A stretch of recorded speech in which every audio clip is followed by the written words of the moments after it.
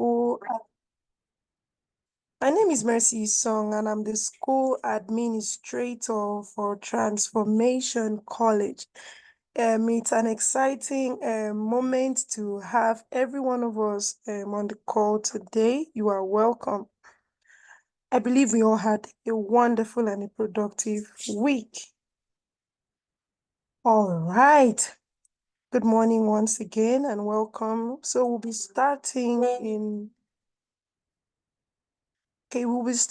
in a no distant time now. So a quick announcement to every one of us. I know that most of us have been on this call right from day one up till today. So I welcome you back to class. So the announcement is that this is Transformation College, where we transform life. All right. So it is observed that most of you have registered, you've been attending the class, you've been doing your assessment, and we are getting it actually.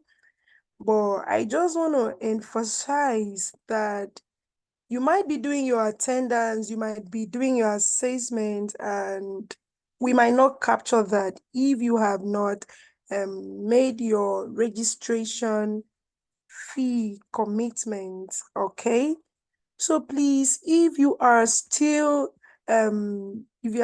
thinking of if to join the class or if not to continue, I would implore that. I think your network is breaking. Sorry about that. Please, can anyone hear me clearly? You can indicate on the chat room. I can hear you now. Okay.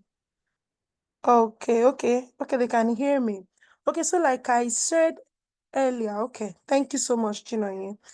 So like I said earlier, if you have done the registration and you are yet to make your commitment fee, this is to implore you that you do that, because from the next class, we won't, the access to this class is going to be restricted to only those who have made their registration fee commitment. Okay, so like I earlier said before, the network breakage, most of you have been filling up your attendance, and you have also been doing your assessment, but that is not going to be captured if you have not made your commitment fee. So please, I want to implore you once more that you do so, okay? Please do so, and so that we can capture your assessment. Thank you so much. It's going to be a wonderful time today. So without further waste of time, I will be introducing our trainer, our first trainer for today. Please give me a moment. Let me share my screen.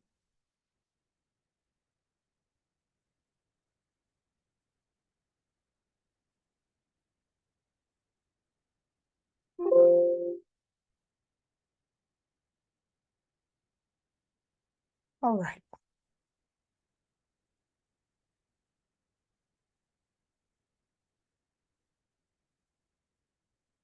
All right, so our first trainer for today is KG Olutunji Oladimiji. And KG Olutunji Oladimiji is first a child of God. She is the director of curriculum and the lead faculty at Etiquette Poise in protocol research. KG polished her etiquette skills by attending the English School of Business and Social Etiquette upon Tyne, England. She has authored several books on etiquette like Modern Business Etiquette, 101 Ladies Poise, Yes, I Can Book for Girls, Later to the Modern African Mother, to mention a few. KG features on radio and TV programs in Lagos. Her love for good scents made her delve into the fragrance world business, which focuses on the production of reed diffusers, perfumes, room sprays, and a lot more. A seasoned speaker at conference to God's glory. She is married to Tunji Oladimeji, a zonal pastor in RCCG and a financial advisory expert. They are blessed with children. Please, with a thunderous clap on the chat room, please let's make welcome KG Olatunji as she will be taking us on etiquette and decorum. You're welcome, ma'am. Please, you can take it up from here.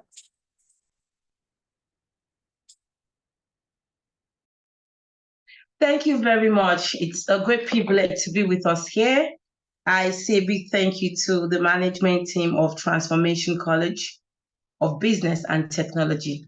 Without wasting time, let's just get into the business of today. And I want my video on. Yes, that's okay. We move on. Something very interesting and a field I've been in for about 12 years now, to God's glory, and still counting. I'm excited to share this morning.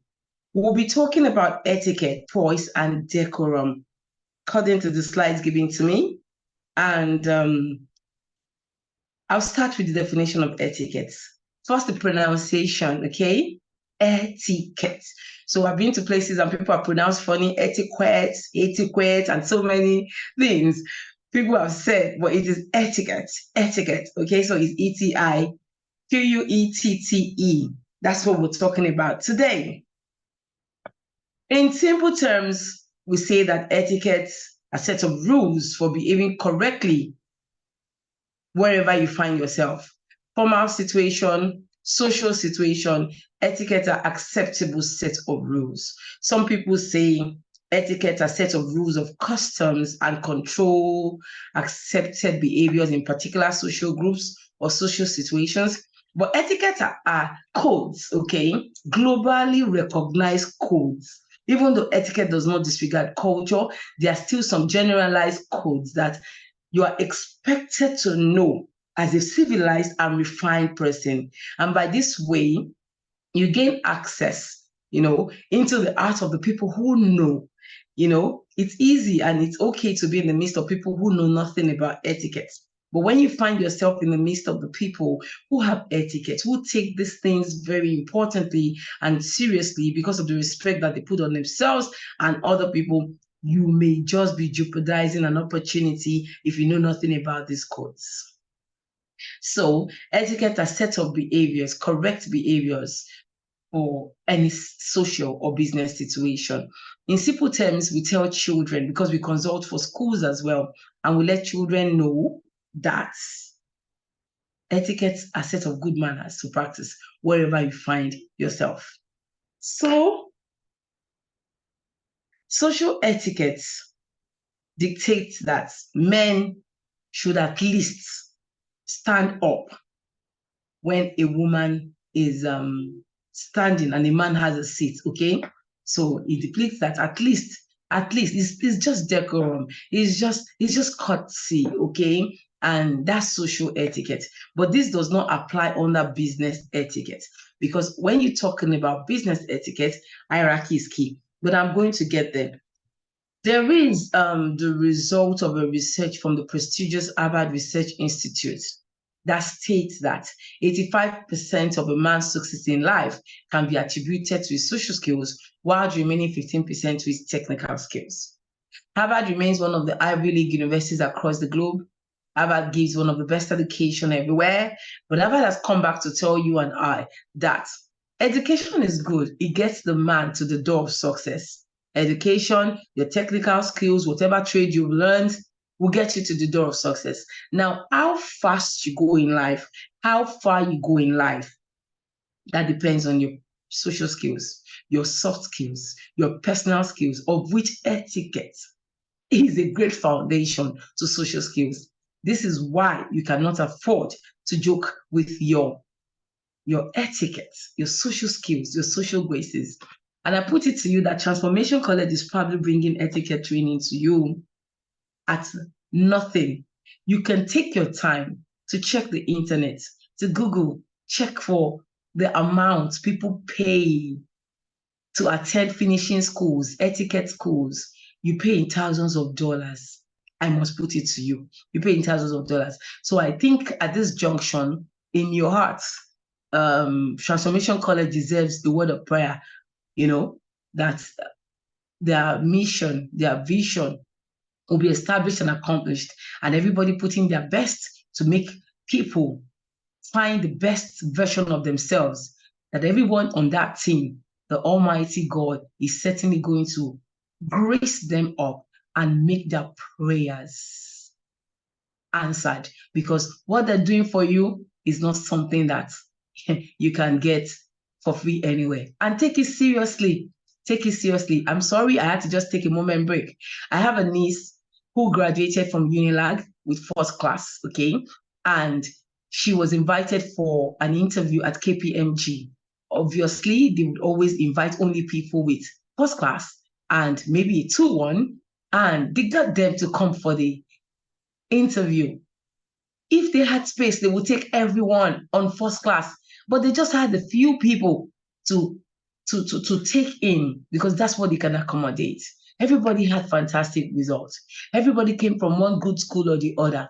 And then when the interview got hot, they asked, come, what else is about you? There has to be something that can sell you. There has to be something else. And something else has to stand you out. So this niece that had to work with us for some years after she graduated from Unilag, something spoke for her. The confidence, the presentation skills, the skill, the soft skill to know what to do for time, how to do it. It stood her out. And today, I tell you, she's one of the people working at KPMG right now with a very fat salary.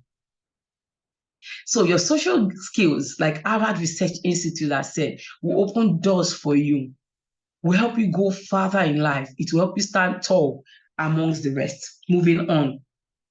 Example, etiquette are simple things. We say that school teaches people how to count, but etiquette teaches little things that count. Okay, so etiquette are simple things that you would just not take to heart, but then when these things are done, they pave ways. Like the examples we have here, this includes proper greeting in conversation. Honestly speaking, you get into a place, you don't open your mouth to greet, then you have a problem that may stop you from reaching your goal. When I go facilitate trainings, I tell people, as insignificant as that security man, that receptionist, they have the power in that office to stop you from seeing the main person you've come to see. So as simple as proper greeting, as simple as thanking service personnel in shops and restaurants, a lot of things, subtle behaviors that you need to adopt to show that you're a civilized, refined person. That's about definition of etiquette. Then we talk about poise. P-O-I-S-E, poise, is some calm confidence in a person's way of behaving. Okay, you do things the way things should be done. It shows that you're a quality person.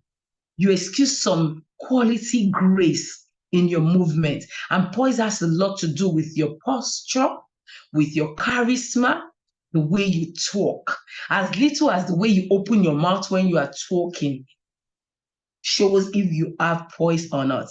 As little as the way you laugh in public shows if you have poise or not, okay? So you want to say something like "boy," there's a way you need to talk, and then you go "boy," you open your whole mouth so wide. No, poise and refined people make their mouth well-rounded when they're talking, and they don't open their mouth so wide when they talk, and they don't laugh carelessly. Okay, so very attractive nature.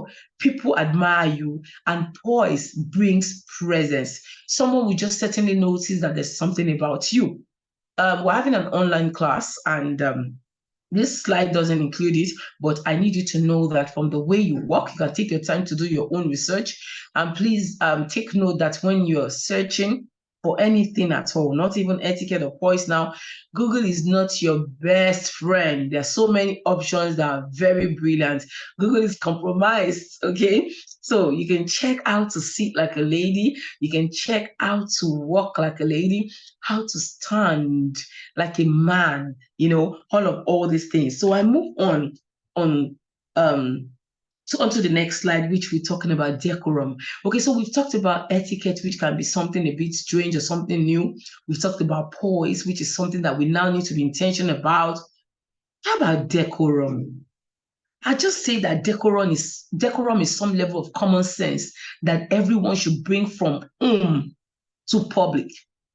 Yes, there are things you don't just open your mouth carelessly to say. There are ways you don't just behave.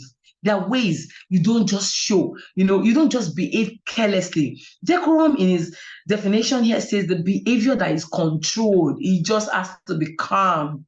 It just has to be polite. Politeness is one of the very key factors of etiquette. So many people have made mistakes thinking that etiquette is some superficial conduct. Like it's been said now, your steals, all of that. But please note that the first rule for etiquette, for poise, for decorum is politeness. You cannot be, look, if you appear rude, people will not take your organization seriously. Good business is good manners. If you appear rude, people have a choice. They will go straight up to the next set of business. In fact, they don't have to stay with you. If you appear rude, people have an option to either keep you amongst the company of people they move with, or they discard you immediately.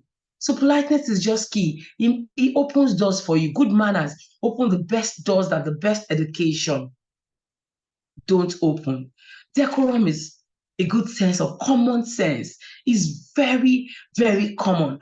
But obviously, a lot of people lack this, especially in today's generation, where it looks like social media is parenting a lot of people, and people just pick up anything from anyone who has access to data, and then they just data, and they just come and they say anything, and you think is a way to go.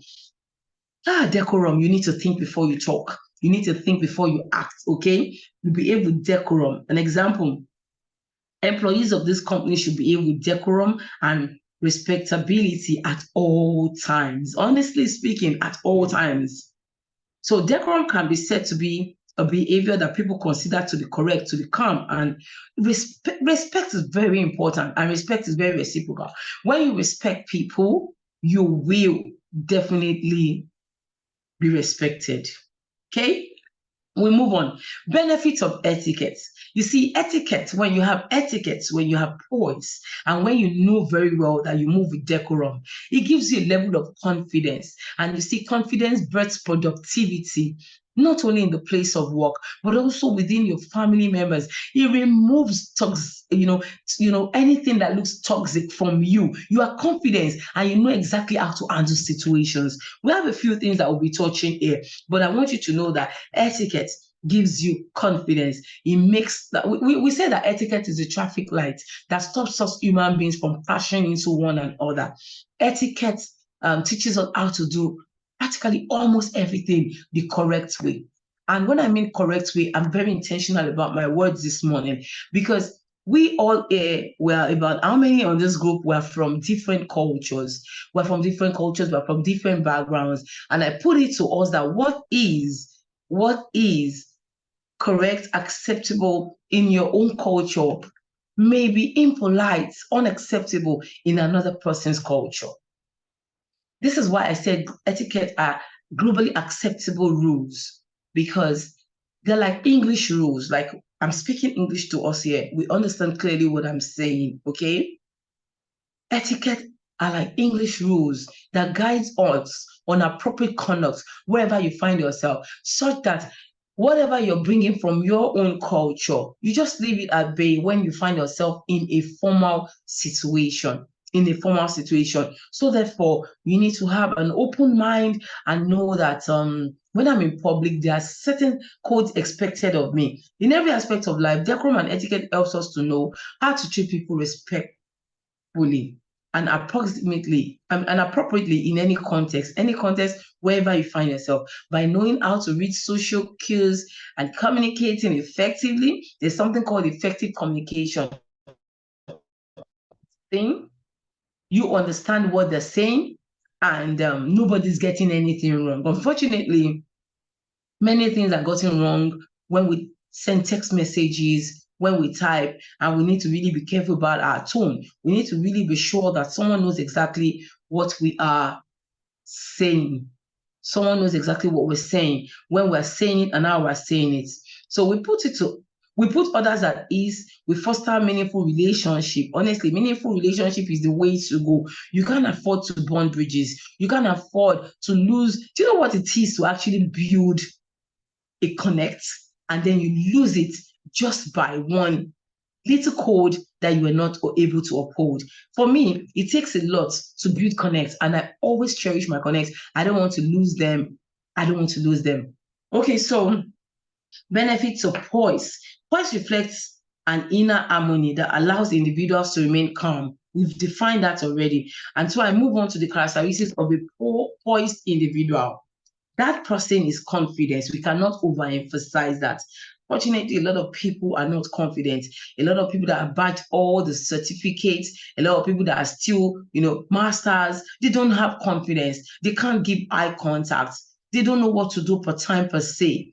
Unfortunately, it's not about how expensive your bag is. It's not about how expensive your jacket is. No, confidence comes from inside, and it comes from that ability to know what to do, when to do it. And obviously, it's different from when you have some ego that you're better than others. No, confidence, in fact, is when you appreciate others for who they are, and then you are the best version of yourself. So people with poise also have this self-awareness, tact, and diplomacy. You just know how to handle difficult situations. Until you get to the point of knowing how to handle difficult situations, that means you are not ready yet, or you won't go far, because difficult situations will always come your way, and people have had to mess up their career, their line of duty, their opportunities, because honestly, they messed up big time when they were supposed to be calm, to think before they act.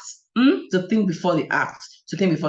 Someone like me, I even include prayers before I know exactly what to say. Wisdom is very, very profitable to direct. There's graciousness, okay? Then composure, flexibility. So you are not one person who says one casting stone. You are just a bit open-minded. You are flexible as a person of poise to say, okay, if this doesn't go this way, if we're able to get it done this way, we will still achieve the same result.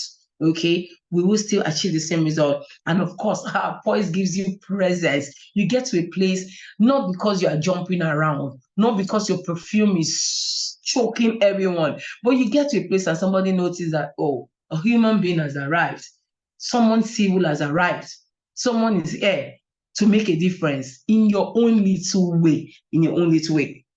So, is decorum and etiquette the same?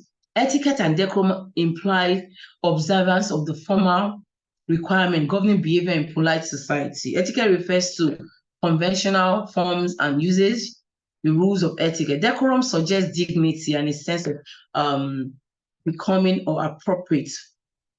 A sense of what is becoming or appropriate for a person of good breeding. Honestly, like I said, decorum it has to come with you from home. So decorum is the behavior that people consider to be correct, polite, and respectable. We cannot overemphasize this. I move on. Workplace decorum. Workplace decorum. You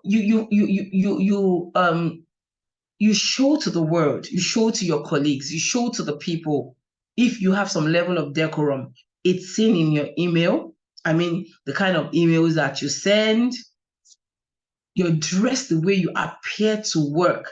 For crying out loud, the work is not a club. I remember when I brought in my coach from the English School of Business and Social Etiquette to Nigeria to help facilitate some C-suite level of training. And we did train executives. By the way, that training was $1,000 per participant. I'm telling you this because I want you to take your class seriously. And my coach said to the participants, I'm talking about C-suite participants, and said to them, look, there are some things that will just not be expected of anybody in place of work. Example, exposing your cleavage.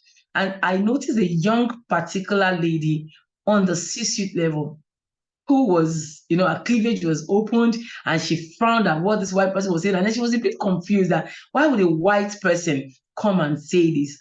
I put it to you that it's not everyone abroad who has the fundings to attend etiquette schools. Etiquette schools are well attended by the royals, by the diplomats abroad. I tell people so many times that it's not everyone who's gone abroad and back with tattoos and back with stored as a man are the people that you should want to be like. People, the way we have Ajegunle in Nigeria, and the way we have Oshodi in Nigeria, the way we have Lagos Island, which I am from Lagos Island, okay?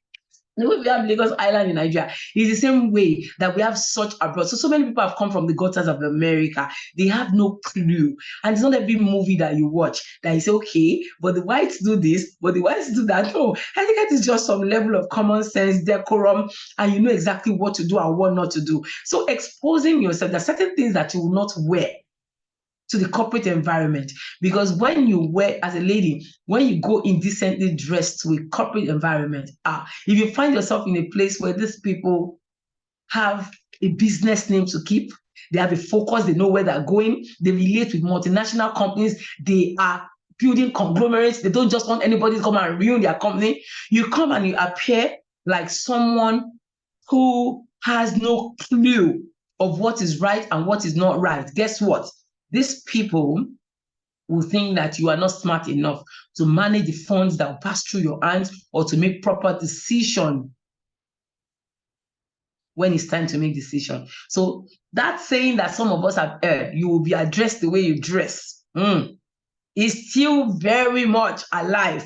You will be addressed the way you dress. You can judge a man by his shoes. A man must have some good pair of shoes to wear to a formal situation. Your dress is very important, your dress code. Email address, no abbreviations, no silly abbreviations. Yeah, all, and then you abbreviate, T for thanks, all of those things are not professional, not etiquette, and it does not show any level of decorum. On the phone, there's telephone etiquette. So these are the things that you need to look into in the workplace and to make sure you're savvy enough. In personal meeting, there's a way to behave. You don't come late for any meeting. And if you do have to come late because of some reason, you need to call ahead to let the people know it's not my fault. I have a situation. And while you come in, even though they may not have to run the meeting again because of you, they will be happy to receive you. Oh, finally you made it, than for you to come in and people embarrass you. So I move to the next slide, which is the unspoken language of decorum. Your facial expression says a lot. If you are somebody who does not know how to control your facial expression, you need to carefully go to your mirror. Your mirror must be your best friend about now. You want to say something and see how you say it. Ensure that you're not squeezing your face when you are talking. I'm not asking you to go smiling and showing your teeth everywhere, but there are different facial expressions for different situations that can convey what you're saying. Your body language is very important. When someone is talking to you and you're folding your hand in front of you, it shows that you are being defensive. There are so many things actually that your body language shows. When you show that, it's obvious when you are in a hurry, someone is speaking to you, when you're showing some level of negativity when someone is speaking to you.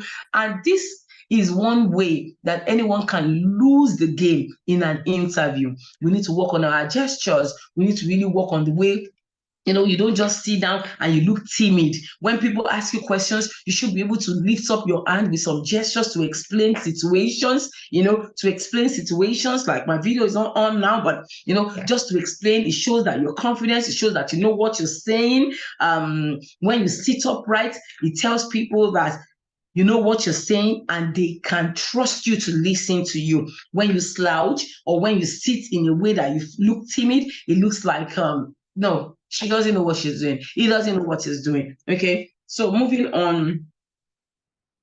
Your tone is very important as well. When someone says, I got this for you, and then you go, thank you. That thank you obviously did not come from your heart, and they can see it, they can feel it. So your tone has to match what you're trying to say. People can actually note what you're saying, even if you're saying something else. From the body language or spoken words, honestly speaking, people will note what you're saying, and it will determine if you'll be taken seriously, if you'll be appreciated, or if you'll be accepted. Proxemics, yes, you need to know how to give people personal space. Personal space. Someone is on the computer in the office and you need to speak to that person. You're coming from behind. You don't come and stare into their computer. You don't come. So you just need to give personal space to people's property, when you come close to someone, and all of that. Now, it brings us to etiquette and manners. When you have etiquette, you should be able to give eye contact. And we always teach in our etiquette school that, this eye contact thing is a bit dicey. Etiquette does not disregard culture.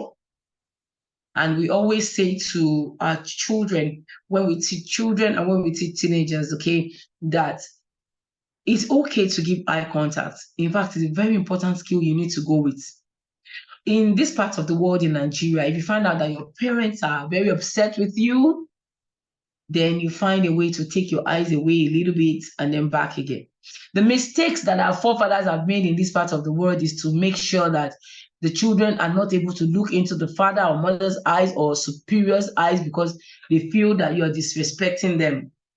Unfortunately, that has cheated us. What about the times that you are having a good time with your parents, having a good time with your superiors? Should you also look away or look down? Oh my God. Many people have had to go to the embassy and you are not able to give eye contact. You see, the eye is the naked part of the body, where many people believe that under body language or spoken words, you can get the truth out. Somebody is speaking to you and you're looking directly into their eyes, you can tell if they're telling lies or not.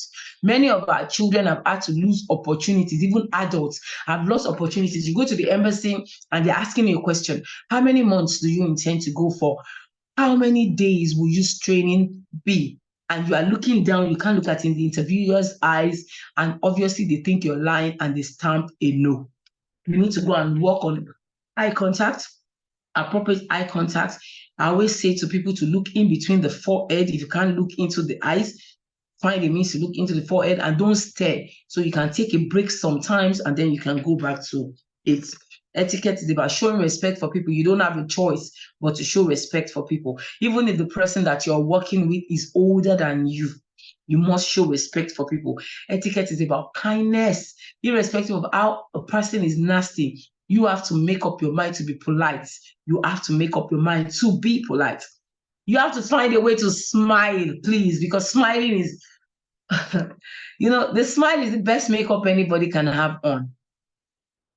No matter how much of dollars or naira that you pay on a makeup when you're going out, or how clean shaved you are and how much you spent on that, etc. If you don't smile, you're going to mess yourself up. You're going to mess your face up. I'm not asking you to go smile everywhere, but when you greet people, when you meet people, when you walk into a place, please smile.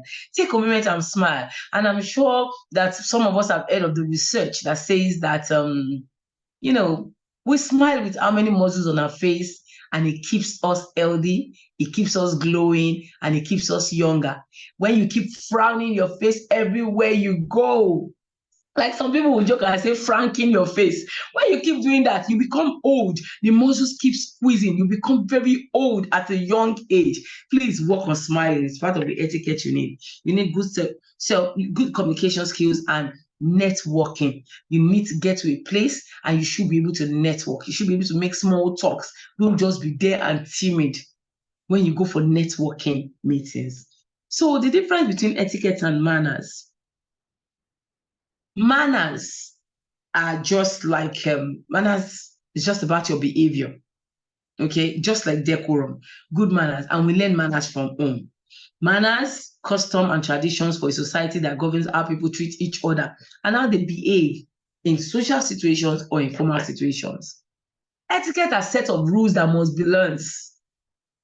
Honestly, manners are a foundation because you cannot ride on the codes of etiquette if you don't have good manners. if you don't have good manners. We tell people, you see, the British upper class believes that it's a thing of pride when their children can say things like, thank you, yes, ma'am, yes, sir. And I maintain the British upper class. Okay, so they have the children attend etiquette schools even from age 3 because they have a family name to keep. They just can't afford to mess up anyway. And then we take it further to etiquette, knowing how to do this, how to do that, when to do this, when to do that. So they are codes. I'll give you an example. Manners, anyone with good manners that has been brought up properly will know very well that when you are going to work, or when you are going to school, it's just good manners to put on socks. So manners will tell you to put on a pair of socks, and manners will tell you that, okay, you see, when you wear socks, you won't sweat into your feet. You get home, you take off the socks, and then you can wash your socks. Your shoes don't get to smell. Your feet are protected. There are so many reasons for these things. Etiquette dictates to you the type of socks to wear as a gentleman. A gentleman would not show up in the office with pink socks because he's wearing pink tie. Under etiquette, the code of etiquette, the socks is supposed to be the continuation of the trouser of a man into the shoes. I'm wearing blue suits, trousers. My socks should be blue. Of course, it may have some fancy dots and all of those things, but my socks should be blue. I'm wearing black trousers. My socks should be black. Etiquette, because that way, when your socks goes right, like, you know, continuation of the color of your trousers into your shoe in a formal situation, it gives you that unified look. It looks like someone who is driving a nice car and you have some great bad alloy wheels on the tires. But when you have just any kind of socks, you don't look put together, you don't look right. So etiquette gives some codes. Manners will say, all right, I haven't seen this person in a while. Let me go and check on the person. It's good, it's cool. Etiquette says never check on anyone without calling that you are coming. Oh, please, put a call. You don't just go and say surprise, especially when this person is your former colleague. A lot of color blocking for men. I saw that. Color blocking for men, no. It doesn't speak right. So you can do a bit of your own research. And like I told you, use a bit of quality research engines. Google can be compromised. Okay, so one can have good manners at home, but very bad social etiquette outside. Can you get that now? So you just imagine somebody saying, let me wear socks. They say we should wear socks, Joe.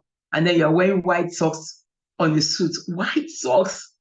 But it's totally off when it comes to code.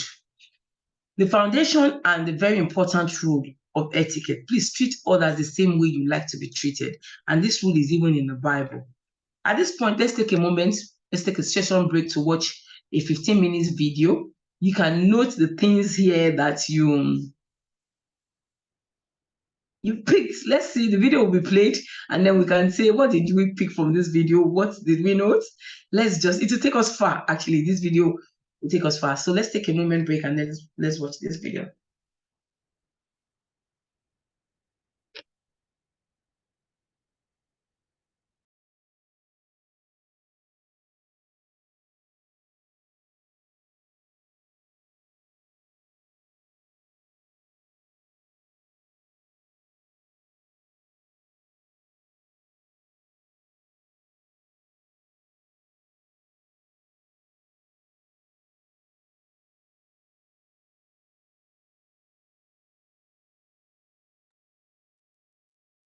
Thank you very much, admin, for sharing that with us. I'm sure we picked a lot of things from there.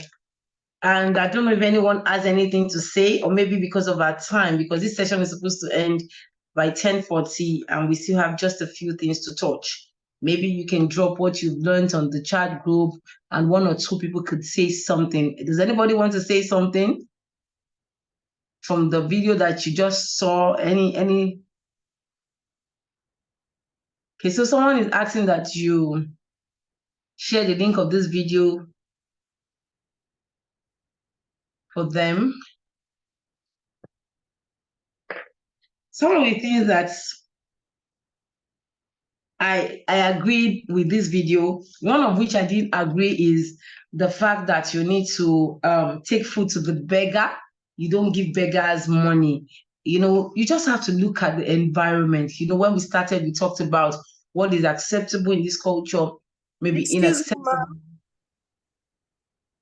All right, Yes, so please. you still have your time till 11:30, not 10:40. 11:30, I meant to say that was because 10:40 is already past. Pardon me. Okay, that's fine. 11:30. Yes. So getting into the car is very important. Ladies, the essence is so you don't flash your underwear. When you go out to eat, please do not eat until at least 1, 2, 3 people have been served. And if the people say, go ahead, just eat, okay? You don't start eating immediately when every other person has no plate in front of them. You step aside. The video explains itself. I'm sure you can just go back to the video to check. Some of the things I also want you to please look at your bra strap as a lady. This is why sometimes they feel etiquette is more for a lady, but honestly, there's so many things for a gentleman as well. In fact, in our own etiquette school, we have a course, the gentleman's panache. So many things that the gentleman needs to know. So back to ladies, your panty lines is a faux pas if your panty lines or your bra strap shows. Ladies in the house, too much makeup does not make you appear cool. The more natural your makeup, the more sophisticated you appear. And that video told you a bit, okay? Too much of everything is not good. And this also applies to jewelry and for men as well. A man is not supposed to have more than some sophisticated piece, like a wristwatch, a wedding band if you're married, and your cufflinks should speak a lot about your appearance as a man. Invest in good shoes, invest in good shirts, not chains, not tattoos, and not studs. We don't wear open toes and sling bags to work for ladies. Covered shoes. Practice door etiquette. Expression of love in public. Expression of love. I already said it that most etiquette don't apply to ladies alone. That video focused on a lot of things on ladies. I'm responding to somebody's chat, and we are finishing schools for ladies. But I tell you that we have a course, the gentleman of panache, things that makes strong men dress sharp. There is a way that the collar of your shirt has to look and sit on you. When you can put a finger into the collar, having buttoned the tie, I mean the shirt, then that shirt is not sitting properly. There is the length of a tie for every man, which should be by the buckle of your belt. A man should not use black belt and blue shoes or brown shoes. There are so many things under dress code for a man. There is the way a man should treat a lady in the social setting and also in the formal setting. So there's so many things. Please don't zero your mind to say that etiquette is for ladies. No, but it's just that we have so many things for ladies as much as we have for men. Please let us move on. This slide talks about types of etiquette. Types of etiquette, okay? And this will help us have a broader understanding and a very simple one at that at the same time. Please take note that there are only 2 types of etiquette. There are 2 types of etiquette. There are 2 types of etiquette. Any finishing school at all across the globe will teach you that there are 2 types of etiquette. We have social etiquette and we have the business etiquette. I want you to take note that under social etiquette, other kind of etiquette, addresses, the social etiquette addresses situations, social situations, while the business etiquette addresses professional and formal situations. All right. So it will depend on who you are relating with. It will depend on the situation. Remember, we said that etiquette has set of rules for behaving correctly in any situation. So it could be formal situation or social situation. The social etiquette refers to various social behaviors that occur between you and your family, your friends. When I'm talking about friends now, I'm not talking about your colleagues at work, your friends, okay? And then even the strangers that you meet on a daily basis at places like wedding parties, places like dinner parties, if not business meals. There's a difference between the ordinary dinner party and business meals. And then, of course, at worship centers like churches, other people's homes. You don't get to another person's home and you go straight to their fridge. You don't go to their pots. They don't serve you food in another person's house. You cannot finish the food and you delve into the plate to start eating, and then you leave the remnant for who? You don't, social situations covers a lot. You get to some people's homes and you're not expected to wear shoes into their house. You get to some people's homes. So social situation is very important. People have a way of flowing there as well. The way you use people's bathroom when you go to their house will determine if they want to welcome you another time. So little things here and there under social etiquette. You don't go for a birthday party and you don't go and you show up empty-handed without a gift. Okay, it's cashless policy now, but let the person see you and be excited that you've made some transfer, no matter how small. Take a gift. Take a gift. Money is not even everything. How I always say, under etiquette is preferable to, even if you want to send money, because yes, you can be under social etiquette, take a gift. Take a gift along, something that we put somewhere like a vintage, something that will be remembered for no matter how small. Okay, so then it takes us to business etiquette. Business etiquette are specific to professional settings. I said it earlier, good business, good manners is good business. So there are certain rules. And I want us to take note that business etiquette is totally different from business ethics. Business ethics are rules that govern and guide a particular organization. So in this organization, we don't take bribe.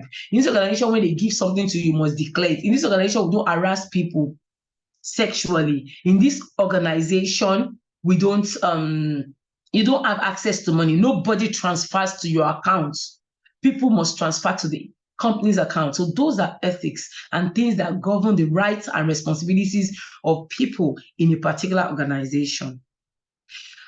Business etiquette are the manners in professional settings that helps the organization to be productive. You have good relationship with people.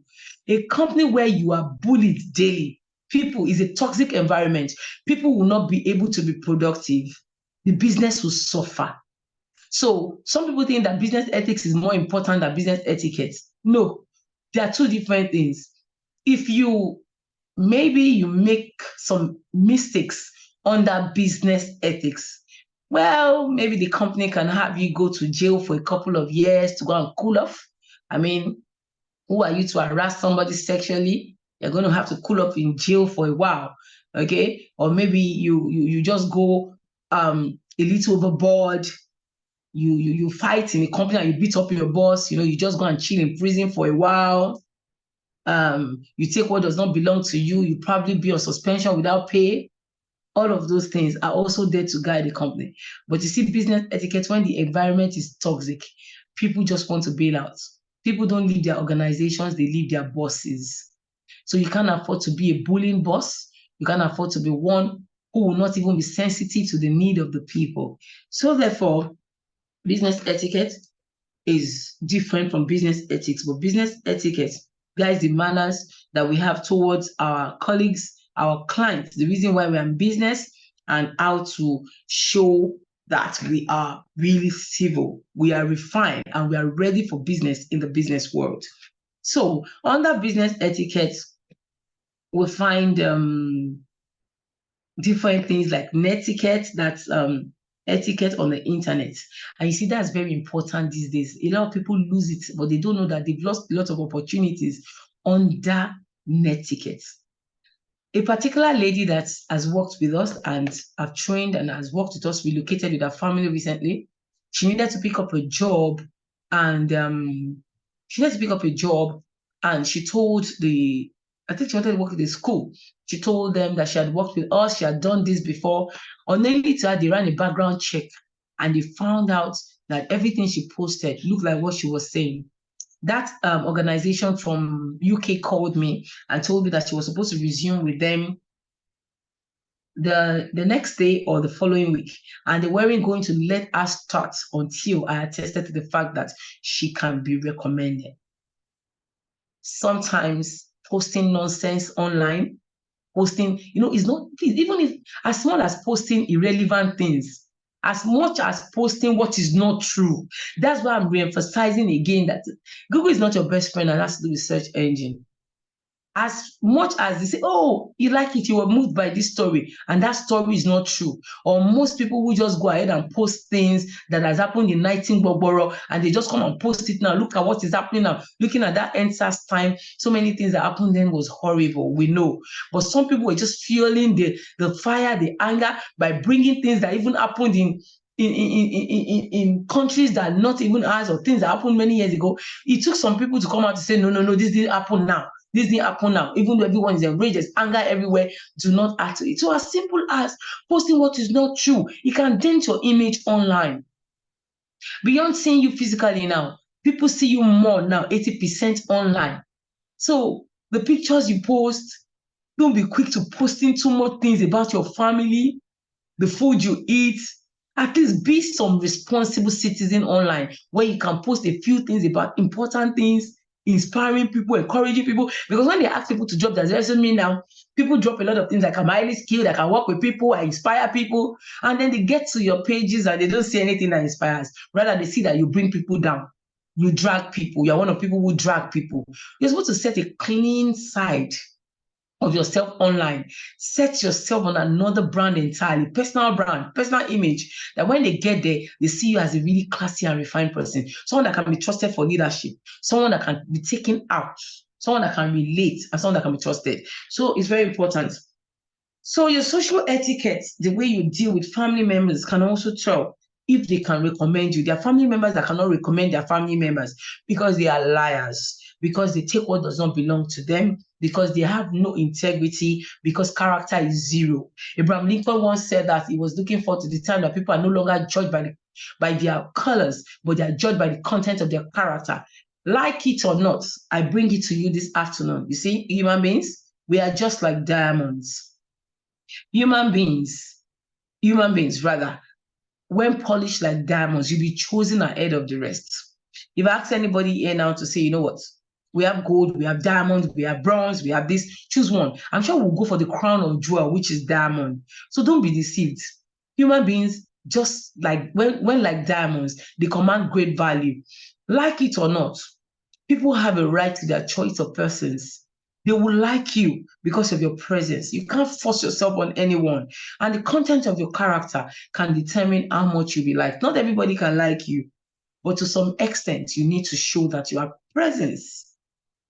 And this is also the same way that you present your business.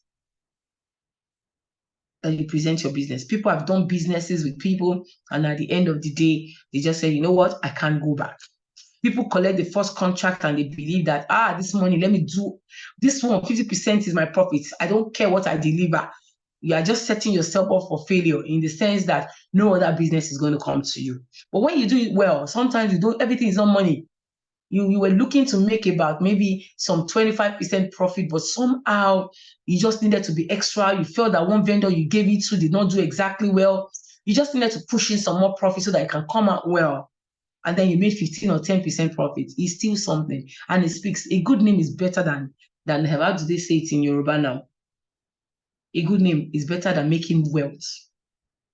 Making so much wealth and then your bad name and nobody can recommend you. At the end of the day, the people will look at you and say, you know what? We just tried him, but we can't use him anymore. When bigger things are to come, they look for someone else. So, 20 little social etiquette rules everyone should follow. Use people's names when you call them. Use people's names when you speak to them. Be interested in other people. Don't fake it at all. Be interested. Show that you are interested. Especially people that you have your everyday activity with, that you work with. You need to be interested. Say hello to people. Recognize people, greet them. Even if you, in a work environment, you don't know somebody, you are working, is smart enough for you to say good morning. That person that you have greeted may be the person that you'll be meeting inside the room that you are going there for an interview or for a meeting. So please be smart enough. These are social smart skills. Say thank you when giving something, when being helped. Be gracious. Allow others to pass through the door. We saw that in that video. Please, even the elevator. And I was going to say something. You can write down our social media handle. Etiquette Poise and Etiquette Poise Resource. Etiquette Poise Resource on Instagram. You're going to see a lot of videos. We put up some videos to, just enlighten the society. Even though we do this on our own, we work with corporate organizations, we deliver trainings, expert trainings, and then we work with schools. Currently, to God's glory, consulting for over 200, about 250 schools, and we're still counting. We have well over 140 staff and consultants working, and God is faithful. It's just something that I love doing. I founded this, and it's beyond me. I've replicated myself, and we're making people become the better version of themselves. You can take advantage of our Instagram page. You can learn and learn and then learn. You unlearn, actually. So back to our points, okay? Make a fuse in a nice way, but never a nasty one. I always say that if you want to say something to someone and it's a nasty thing, keep it to yourself. Just keep it to yourself. You can go and discuss it with your friends, but don't discuss it in front of people. You may hurt people. Don't say things carelessly. You may be seen as someone. Some people say, me, I can say anything at any time. Me, I'm very blunt. Please, being blunt is very ras. Being blunt is very ras. It's less classy, okay? A decent person would have to watch what they say. You know why? You need to put yourself in the position of the person who is hearing it. These days that people commit suicide, as little as you say to someone, you are ugly, a teenager can commit suicide. God is going to ask you, please, let's watch what we are saying, the way we say things. If you can't say anything nice to people, just keep quiet, please. Put others in the spotlight. It's not about you. You go for a drink or you go somewhere and the next thing you're talking, and if some people are like that, it's just them. They want to talk about themselves. Please take a moment, take a break, and listen to other people, to ask them things.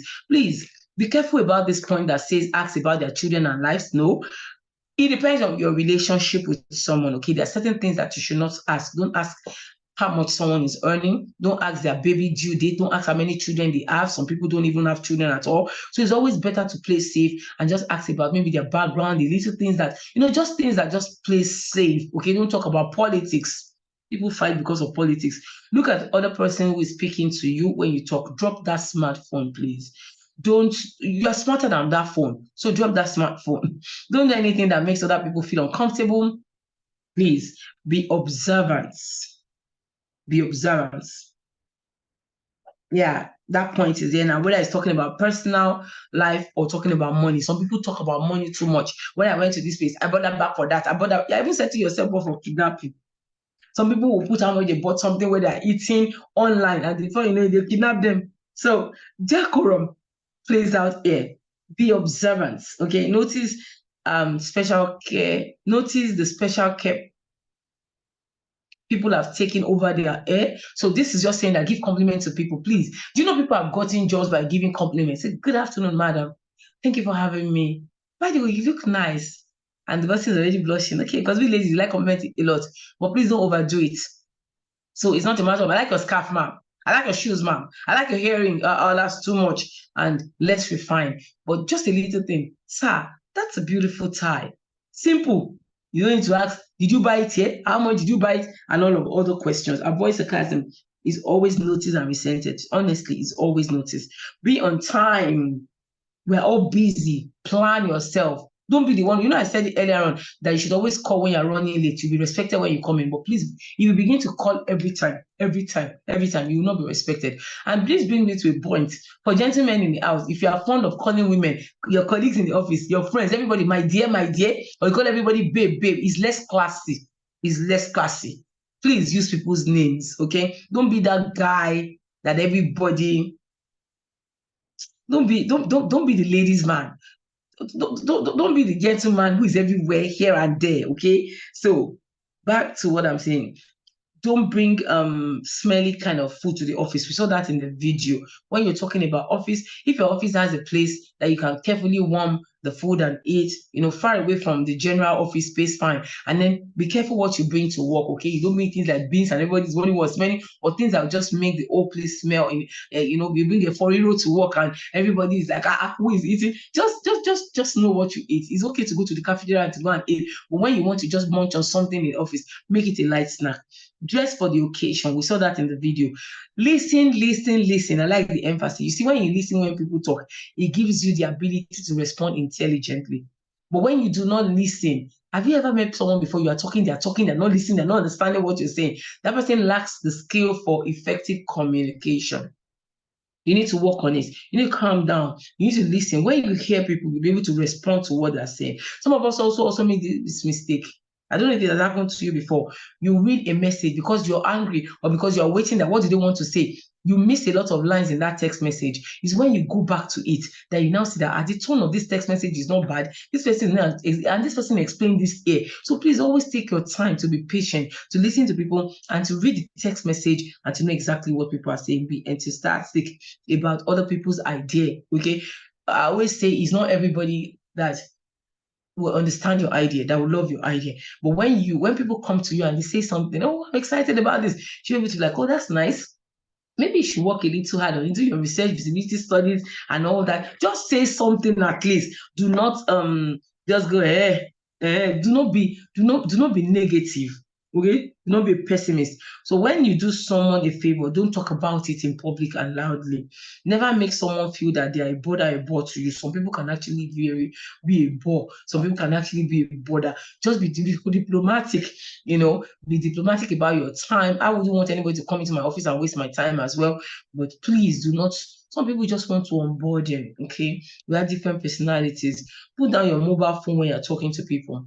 Now, business etiquette, the things that you need to know. Business etiquette includes behavioral expectations for different aspects of professional environments, okay? And we've talked about the things you need, like your dressing, your telephone skills, your email. And back is like, this is repeating itself here, but I just say to us to be friendly. Give credit to whom credit is due. Some people just like to take the shine of others. It is not etiquette. It is not etiquette. Eventually, you'll be embarrassed when they discover that the idea was not yours. You'll be gracious enough to say, oh, your boss is saying, KG, you really did so well on that project. And I'm like, funny enough, it was Kemi's idea. Kemi, come. How did you come about that? Then you have involved that person. Your boss has respected you some more. But when you begin to go, yeah, and Kemi feels so neglected. Next time, she's not going to help you on that project. At the same time, your boss will discover when she begins to, one day you even be out, discover it's not you that is doing it. And it just leaves you in that tight corner of embarrassment. Give a firm handshake. I wish that you can check online on how to give a firm handshake because it says a lot about you. Build strong relationship with people, please. I said it that I don't joke with my network. Promote teamwork is still the same thing we're saying. Enhance credibility, improve communication, whether physical communication or online communication. Enhance customer satisfaction. They always say that customers are always right. Some customers are always very naughty, but you have to find a way to just enhance customer satisfaction. And then it's a very dumb thing. I apologize to say, I don't know, a customer is acting something and you go, I don't know, it's not the right thing. It's a dumb thing. And please, I'm not insulting. Dumb, you can check the question. I mean, you can check the meaning. You don't say, I don't know. You just say, oh, I'm not sure. I'll get back to you. Always be sure, because don't be confident with arrogance and ignorance to give a wrong response. It will always backfire. Okay.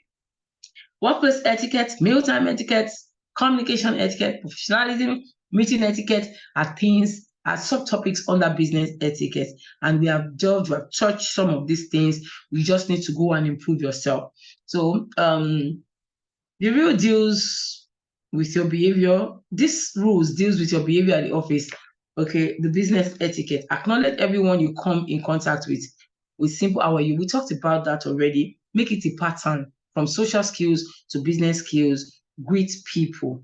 Clean up after your space, okay? Show respect on shared items, borrow staplers and all that. Honestly, don't let people always look for how to, get these things back when you were the one who obviously picked it. Did the printer run out after the papers? You used it, replenish. You have to just fix it back, okay? So all of these things we've talked about earlier.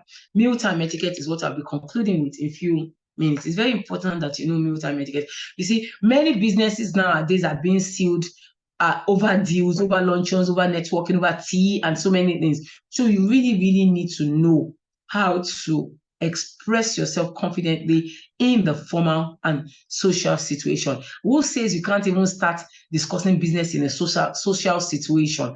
This is why you have to have your A game on at all times. For the person who said etiquette is more likely for ladies, hear word here. Your business skills, your business meal skills says a lot about you as a gentleman. No, you need to know how to use your napkin. Your napkin should not be used as a bib. Your napkin is the first thing that you pick when you get to any business meal, any social meal, and you put it on your lap. You don't put your napkin on as a bib. You pick it up once in a while to dab, to clean the corners of your mouth. It depends on what you're eating, and then you replace it on. So other items in similar prices range to the dining companions. We saw that in that video. Don't start eating. So we've seen that already. Chew with your mouth closed is very important. I've had to be at a place where someone is chewing. Gentleman, a nice article, was looking really nice, and rice was flying out of his mouth because he had to talk. Swallow before you take a drink. Swallow before you talk. Chew with your mouth closed. Don't snap your fingers at the server. Say thank you to the server. Don't blow your nose at the table. Do not pick your teeth at the table. Some people earning all that, earning to the tune of 6 digits. You see them covering their mouth when they are picking their nose. It is not etiquette. It's a faux pas. Excuse yourself to the washroom. Okay, and please, when you get to our page, you will see 1 or 2 things that we have dropped there to teach you about fine dining skills, honestly speaking. So when done with your napkin, some etiquette consultants will say you leave it on your chair. Some will say just leave it. You don't fold your napkin like it has not been used. Just loosely drop it on the table so that the professional server, knows that this has been used and nobody makes mistake to use your napkin. Okay, you can just cool yourself some more on business dining, because honestly speaking, your dining manner says a lot about you. In fact, take note that in America, lack of good table manners is a sign of incomplete education. This is why you need to be on point. The difference between eating in your house, the difference between when you eat in social functions, and the difference between when eating anywhere at all. Please learn to use all sort of cutlery. I dropped the video on fine dining and people were like, oh, I can eat with anything I like. Well, it depends. If you want to remain on this pedestal, you're not networking, you're not going anywhere, you can be your local champion. But if you want to be someone who is vast and who can be anywhere, dine with any diplomat or any royal at any time, you need to be able to use all sort of cutlery from your hands. Why people come here, we teach them how to use our hands. Some of them want to learn how to eat our amala, just to make sure that you're not eating with one finger. It's not etiquette, Nigerian etiquette, to eat with one finger. You are making our food look like it's rubbish, okay? We teach them all of these things too, okay? And then you don't eat soup or stew in a way that is diving or coming down your hands. Then hands, cutlery, you can do that in your house. But when you want to eat outside, you should also know how to use your cutlery. You should also know how to use your fork and knife. It makes you a civilized person.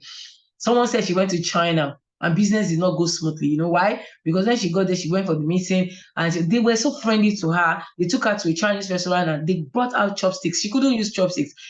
And he couldn't use chopsticks, pardon me. They had to run out to look for cutlery. It took a while before they started the meeting. Had she gone there knowing how to use chopsticks, excuse me, business will run smoothly. They will even believe that he or she loves their culture and had planned, to show them that, he's not discriminating, and the business would have gone so well. So that person felt we were having that business training for a company called Express Payment, and they were like, wow, this training should have come 1 week before now, because their C-suite executives just went to China. They went for business, and there was a mess, around that. But anyway, business is business. It's just better to always put yourself in a better light. Communication etiquette. Your phone is very important. Don't speak too loudly into the phone. Do not speak in a way that other people can hear. Okay. We've talked about not interacting with someone when we are with our phone. Use a pleasant but professional tone. Email address, please don't use all capitals. All capitals shows that you are shouting. All capitals shows that you are shouting, okay? And avoid unnecessary abbreviations. Go straight to the point. Address people properly. You're not sure of who to address. It's better you go, dear sir, okay? Because it's easy to say, dear sir, and a woman is not offended. Dear ma'am, and a man is offended. So decorum plays out here. Don't send anything that you have not read properly. You have to read. Don't send an email that is filled with typo errors. It's not your fault. It's your phone or it's your laptop that was making those errors. But you are the one who should control the smart device that you have. Be careful with the send to all and reply to all. Somebody was telling us when we had the training for IQ, and the man said, the MD said, this thing you're saying, I made a mistake many years ago. I was angry. So I just sent reply all. And his friend was trying to give him a contract in the friend's company. And the chairman was behaving in a very nasty way. Notwithstanding, you can't be nasty because you need to respect hierarchy. He was supposed to send to his friend that it seems that your chairman know well at all. Unfortunately for him, he sent that to his friend and he copied all. Of course, that was the end of the contract. So in-person etiquette, from our slide, we can get show interest. From our slides, we can actually, I believe this slide will be sent to you so that you can go back to read up and read up and read up. Professionalism, keep to your words. Many people don't. Be punctual, we will emphasize that. Remain calm, please, even in heated situation, honestly, because words, you can't pack your words back. Okay, we've talked about using diplomacy, and we've talked about appearance. When planning a meeting, please, don't call a meeting for every little thing. Just call a meeting, have an agenda, send the meeting agenda around when you invite people to attend your meeting so that they can be prepared for the discussion in advance. It will even make your meeting productive. Be mindful of time zone if you have to schedule a meeting online. Please, if you're attending a meeting online, attend professionally, okay? There's some meetings that you need to keep your videos on, attend professionally, dress the part, okay? And when you do so, please ensure that there are no distractions. We have seen so many videos that came like a joke and some were real and some were fired, where a man will come and he will attend the meeting with a shirt, but beneath his boxers, but all of a sudden he just got up to pick up the phone that dropped or something, and everybody saw the boxers. So introduce team members when you are at a meeting, okay, a large meeting, is always good. And there's something called introduction, but we can't deal with that here now. Introduction etiquette. So in-person meetings, test your equipment, give attendees up to 5 minutes to settle in before you share you go into the agenda. Follow or set a clear agenda so people have time to think about contributing. We've talked about that earlier on. Okay, don't speak too loudly, don't disturb, don't distract people. Observe your body language, which we talked about earlier. Watch out for fidgeting, foot tapping, touching of your hair, touching of your face, picking of your nose. When you are, some people do it unconsciously, cleaning your ears with your fingers. All of those things don't make you a poised person. Okay, virtual etiquette. Always keep your mic muted when you are not the one speaking. Look at the camera. Shut the door so there are no distractions. Okay, and all of other little tips that you will see when you get here. And then I move straight to netiquette. We've talked about your emails, your email etiquette as well. Talk about forum chats as well. Social media and microblogging. Social network such as Facebook, services, Twitter, and etiquettes are useful to avoid insults, racist, sexist statements, as well as cyber mobbing and stalking. And like I said, these days, when you apply for a job, when you apply for contracts, some people actually go and make background checks about people now. You just see that they don't call you. So this picture here, online etiquette, just tells you necessary. Do people really need to know what you're posting exactly before you post anything? Are you portraying yourself in a model fashion before you post anything? Thought-provoking, or is it stimulating, annoying, or irritating before you post anything? If someone used the word in your post to define you, how would you be remembered for? These things are very important. People judge you by the content of your character, whether you like it or not. You can't go back to say, I'm sorry, I was having a bad day. My hand just typed rubbish. You can't go back to say all those things. Sometimes we're not even able to delete some certain things. Let's be careful. What I'm posting, is it essential? Am I spreading fake rumor? Do your words portray you as someone in whom people can confide in? Do you know there are some people that when they post, people just quickly want to see what they posted. What has she posted again? What has he posted again? When some people post, they're like, good, that's rubbish. Please let me scroll past before this will waste my data. Honestly, don't put yourself in that light. Is what I'm posting, is it true? Do I need to explain this? Is it okay? Did I just lie? And if you have posted something wrong, be bold enough to go and say, I'm sorry, what I posted was wrong. Exactly what you intended overall. Does your post convey exactly what you intended? And sometimes, have you ever noticed that sometimes when you're online and you're reading comments, something that someone has posted, the comments that people post drives your mind to a particular mindset. Then when you now get to a particular person that probably spoke with sense or spoke another thing, it will bring your mind again. So that's exactly, don't let people take you off and on. You have to have a mindset of your own. Think before you respond, before you resonate with anything. So that is that. It's important that we behave as human first, because a lot of people honestly behave like animals. Etiquette is what differentiates human beings from animals. A lot of people behave like animals on social media. A lot of people behave like animals in the real sense, in real life when they are eating. Please let us know that it's important that we behave first as humans before classmates or cosmates or colleagues in business or partners. Treat others the same way you want them to be treated. Honestly speaking, treat others the way you want them to be treated. Is even in the Bible.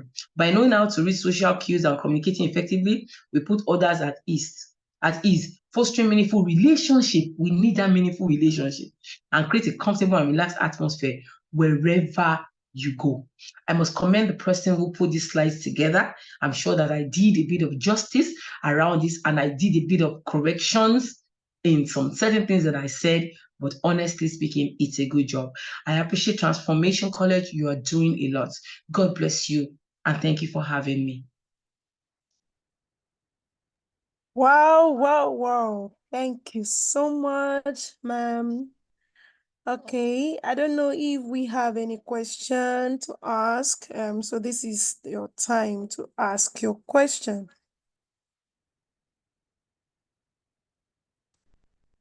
Feel free to do that in the chat room or you raise your hand. Okay, so the proprietor would like to specially say something, so please. Thank you, sir. Welcome. All right, thank you very much. Adikeji, thank you very much. This has been excellent. I've been here just listening and enjoying myself. I've been discussing with my wife. We've actually been saying I've also been doing some kind of self-review to look at the ones or some of those things that I also fall foul of, so to speak. And one of the things that I found interesting, let me show you something. Can everybody see my screen? Everybody, can you see my screen? So if you see on my screen, Yes. I saw this online just as she was going through the session. Look at this. It's a 5-day residential program and it is £18,000. And you, when I saw it, I screamed. I said to my wife, I said, how much is the master's program in itself? And there's a 5-day program on the same things that she's covered. And I came down here and I started looking at the curriculum. This is the 5-day program that is £18,000. And I bet that most of the things that are within this 5-day program, she has covered to a large extent in 1.5 hours as it is. So once again, everybody in the chat room, a big thank you to Auntie KG for this. I just had to reach out to her some weeks ago, and she gladly offered to do this. So she's giving us £18,000 for this Saturday morning. So please help me thank her. A big thank you to her. And I was also looking at our Instagram page. So this is it, and I suggest all of us, we follow her on Instagram. If we look, so this is what she was saying, that look at her handbag, don't do this, and many other things that you can find on our Instagram page. So, Auntie Keji, thank you very much for offering to do this. You know, this is a free school. It means that our facilitators also come to do this for free, and we can't. Well, one day we'll be able to pay you we'll be able to hire you for a paid class. Well, thank you very much for doing this for all of us. So everybody, please help me appreciate her in the chat room, and please follow her on Instagram. Maybe you should please drop the Instagram link and all that in the chat room. Please follow her.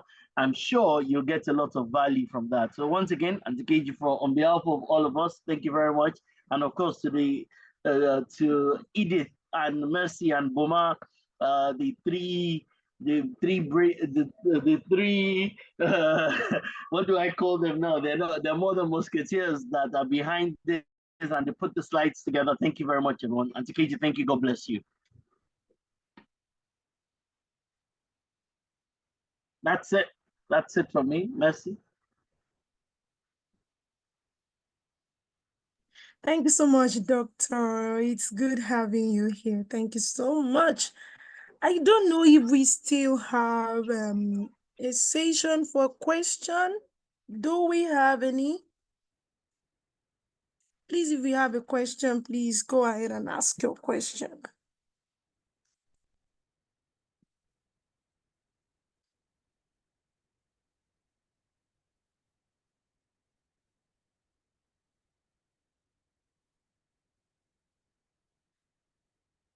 Okay, no question.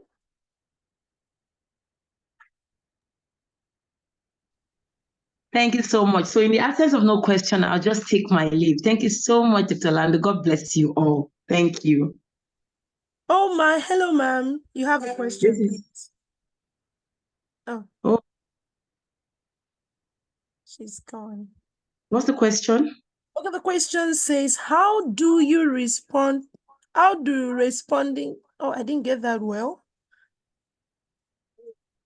Please, Olatunji Kainde, please, can you ask your question again?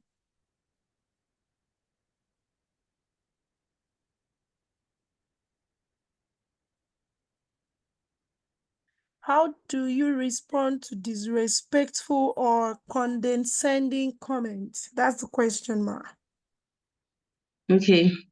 I'd first say to you that 2 wrongs don't make a right, okay? And there's this quote that I usually tell people, just be prepared, make up your mind to be polite, even if people are rude to you, okay? Even if people are rude to you, just make up your mind to be who you want to be. I'll give us an example, because sometimes even people who are all refined, we get our feathers ruffled sometimes. And we get our feathers ruffled sometimes, and it's just okay for us to make amends immediately. Like yesterday, I'll give you an example, and I'm going to be very real and practical here.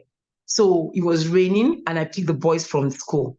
I was trying to just navigate. I missed the point. I got a call that I needed to buy something. You know, as much as I'm a career woman, I'm very homely. I'm a full housewife.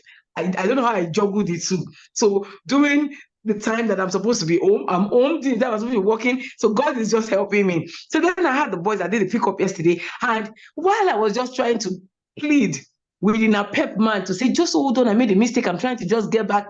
He wasn't even the one driving it, he was the one behind who said in Yoruba, I don't know if some of you are Yoruba here, he just said, Olofo, yeah? You know, I've not heard that kind of thing in a while. And the next thing I just said is, Olofo ni family. Unfortunately for me, I felt like, what did I just say? Because he said what he said, and he had gone. The other person that heard me talk, excuse me, please, probably did not hear what he said. And my children were in the car. And I'm like, oh, guys, I'm sorry, you know. Father, please forgive me, you know. I was like, you know, merging the whole thing together. And that taught me another lesson again. And I'm saying, you know what? Because I don't know who was the person who didn't hear the first person. I'm trying to build a brand and image for myself. I've tried. Sometimes we get our feathers ruffled, but please, let's take note that you should just try to be polite. I could have gone on and on and on with that guy, but I cautioned myself at my first word, and I'm like, what did I just say? And I kept mute. I swallowed it. Okay. So please and please, it's very important that you make up your mind who you want to be seen as, what you want to be known as. Two wrongs don't make a right. If someone that is disrespectful sees that you are just all nice, oh God, that person will have no choice but to come around. No, excuse me, but to come around. Okay. Last week, Saturday, I was at a conference and I was anchoring. Excuse me, I don't know why I'm coughing. And someone was very nasty to me, and she went on, but I kept on giving me back to her politely. I was very intentional. At the end of the day, she just let her guard loose. She was sorry, and I knew it was the devil that used her. So therefore, it's your own brand.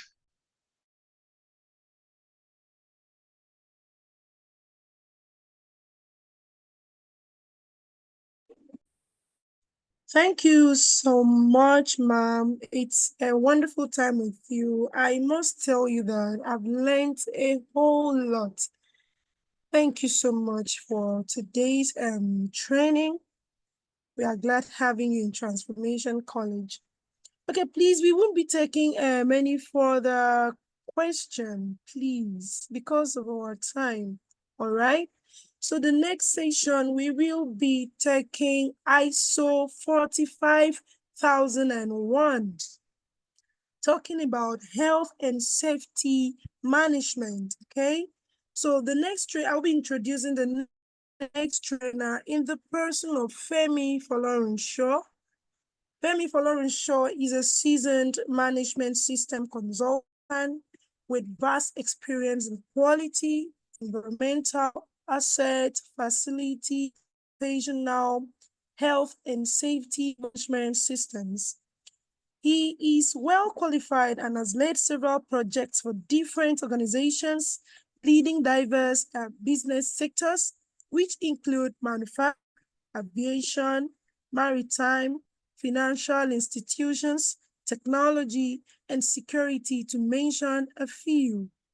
Femi is a renowned business process improvement expert who has helped several organizations to grow from mature level 1 to levels 4 and 5 for the past 8 years. Femi is a certified lead auditor, certified first aider, CPR, certified fire marshal. With a thunderous clap in the chat room, please can we make welcome Femi Folorunsho as he takes ISO 45001. Femi, you're welcome. Please, you can take it up from here. Good morning, everyone. Can you hear me, please? Good morning and welcome to class. All right. Thank you, Messi. Thank you, everybody, for being in this class. Once again, my name is Femi Folorunsho, and I think Messi has done well to say one or two things about me. So because of time, I won't be doing a lot of introduction. All right. So this section is for ISO 45001, and the current version for that is 2018. ISO 45001 2018. So many of you might want to ask, okay, what's the essence of having all these 20,000, 2018, 2022, and blah, blah, blah, as against some of these ISO standards? So the essence of that is just like every other document, another that you reviewed and update. So ISO committee also review the standards, and they update the standard time to time, because things change globally. So they want to ensure that the whatever standard that is out correlate and align with global practices, what is happening currently in the entire world. All right, so quickly, please permit me to share my slide. Feel free. Messi, you will be the one helping me, right? So probably because when I share my screen, I might not be able to see whoever that is raising his or her hand. All right. So 1 second, please.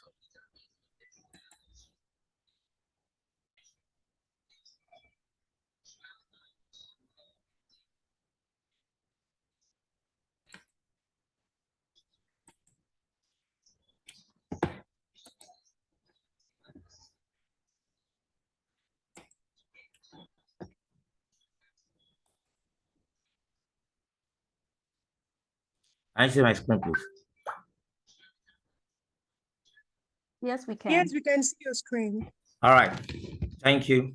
All right. So ISO 45001, like I said, is 2018 version. All right.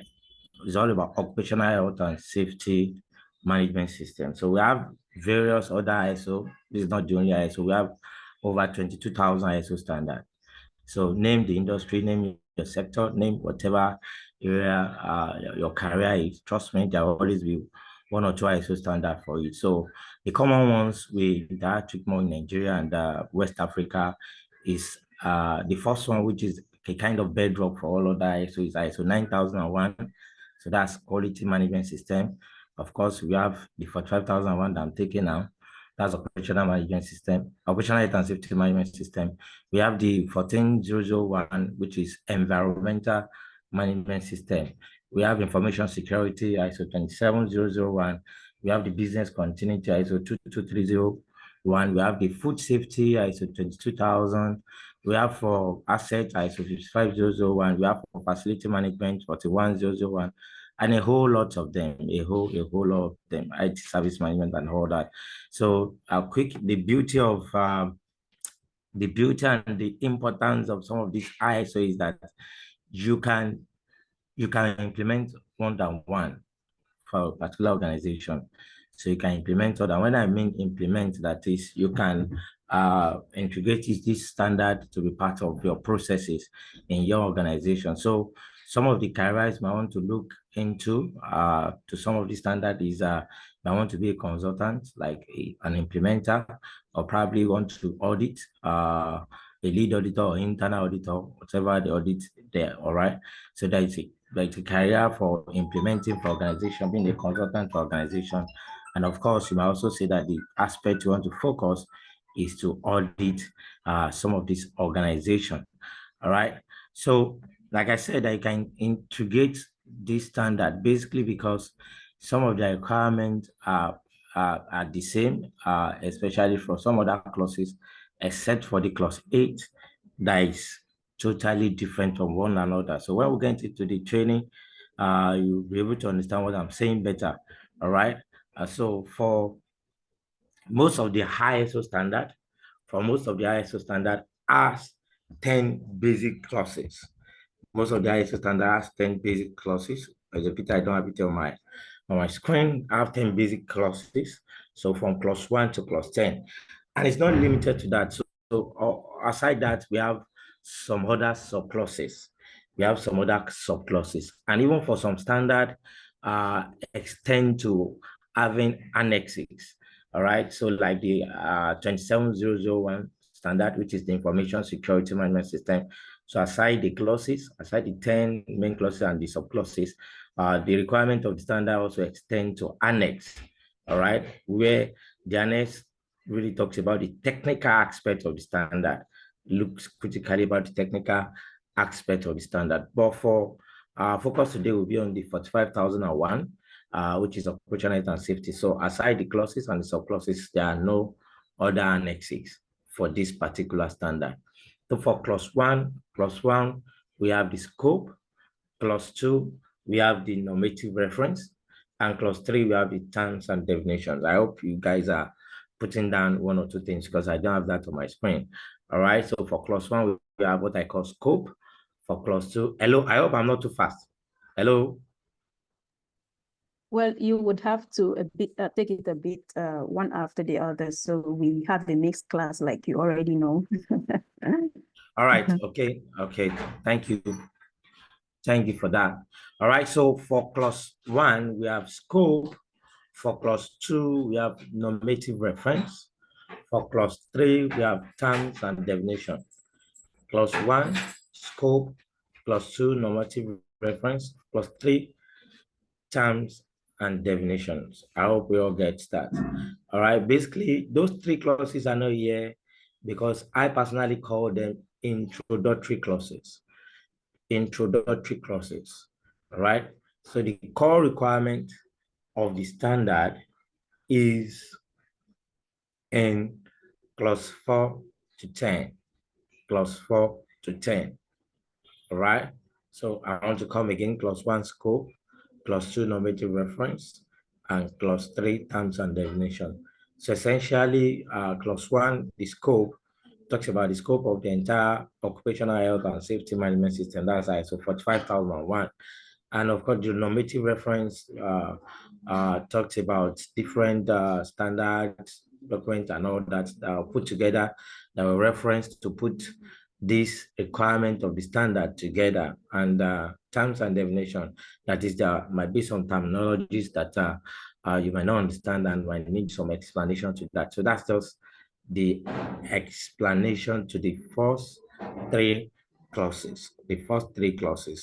All right, I want us to come back to this, the other 4 to 10 clauses. So for emphasis sake, we have the requirement of the standard to be in 10 clauses, 10 main clauses, 10 main clauses. Clause 1, scope. Clause 2, normative reference. Clause 3, terms and definition. Clause 4, context of the organization. Clause 5, leadership. Clause 6, planning. Clause 7, support. Clause 8, operation. Clause 9, performance evaluation. And clause 10, improvement. So like I said, that you can integrate some of these standards together. For instance, you can integrate 9001, 45001, and 14001. So what's 9001? 9001 is quality management system, and 14001 is environmental management system.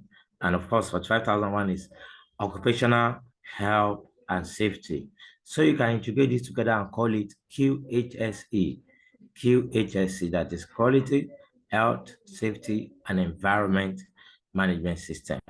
All right. So the beauty of this is that there are some of these standards, there are some of their clauses, the subclauses that are the same. Essentially, the one main clauses that is totally and completely different is clause 8.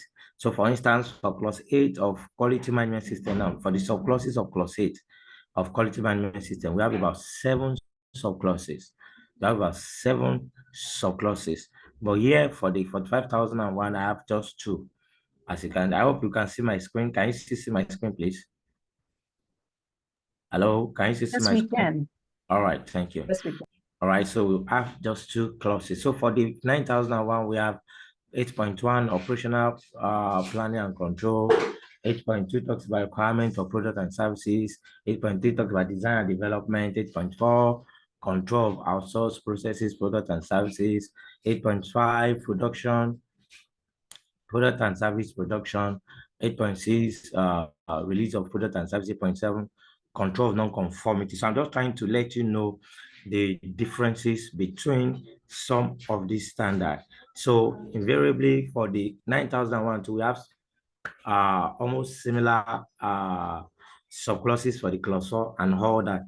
So in 9001 for the clause 5, which is leadership, only ends at 5.3. And for this, for 12,001, we have 5.4, which is consultation and participation of workers. All right. So what am I saying? Still talking about integrated management system, like putting 2, 3, 4, 5 standards are alike together and call them integrated management system. The essence of this is that so that instead of having several documents for this standard, so for the clauses that are the same, for instance, now for clause 4, let's say I want to do the scope, the requirement, context requirement, and scope document. I can call it of having for 9001, for 45001, and for 14,001 separate. I can have them together and call them IMS scope.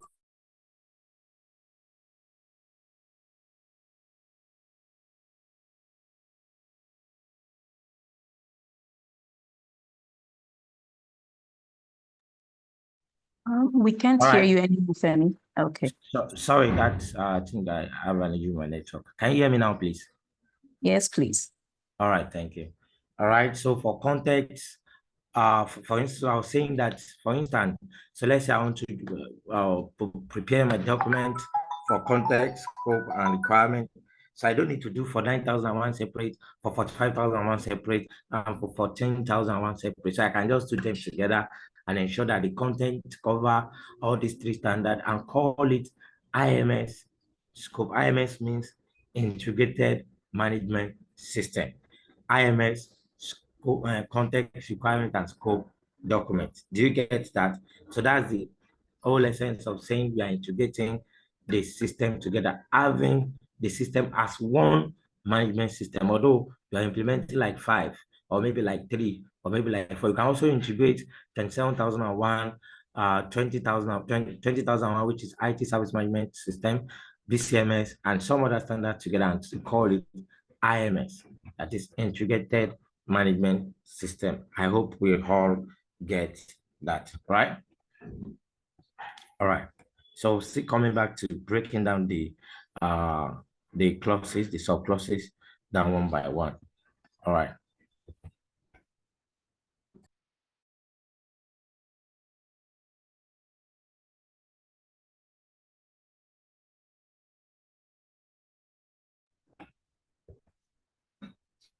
All right.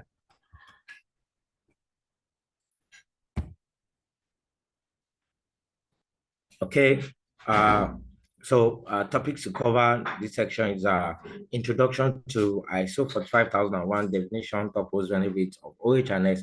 So when I say OH&S, I'm actually talking about occupational health and safety. That's the full meaning of OH and S. Then, of course, we'll be looking at the principles of OH and S. All right. So I think I've explained this, ISO, International Organization for Standardization. All right, so let me quickly also say that ISO is an independent organization. It's a non-governmental organization, and it's at the headquarters in Switzerland, Genevieve in Switzerland, and I have over 22,000 standards established in 1947, and all that. I think I've said a lot around this, right? I've gave you some popular management system as standards. I think I've talked about this too. All right, I've talked about integration. So, okay, let me talk. There are several good reasons for integrating, including harmonize and optimize practices, formalize informal systems, reduce duplication, and therefore cost, reduce risk, and increase profitability, and shift focus towards achieving business goals, create and maintain consistency, improve communication. All right. Okay. So we want to quickly look at the 7 ISO management principles. 7 ISO management principles. All right. Okay, so we have the 7 ISO management principles here. All right, but before we do that, quickly, I want us to look at this diagram I have on my screen. All right, so I just want us to do a brief exercise. Are we all on the call? Okay, can we quickly spot 1 or 2 hazards on my screen? And volunteers, do you have a volunteer or do you want to start calling your names? Can we quickly spot 1 or 2 hazards? Yeah, from the activity that this set of people are trying to do. So what's happening and what is wrong here? Hello? I hope we are all on this call together. Hello, can you hear me? Yes, we can. All right. So please, let's talk. My class is always very interactive. Please, So, if you want to speak, kindly put up your hand and we will unmute you to speak. all right.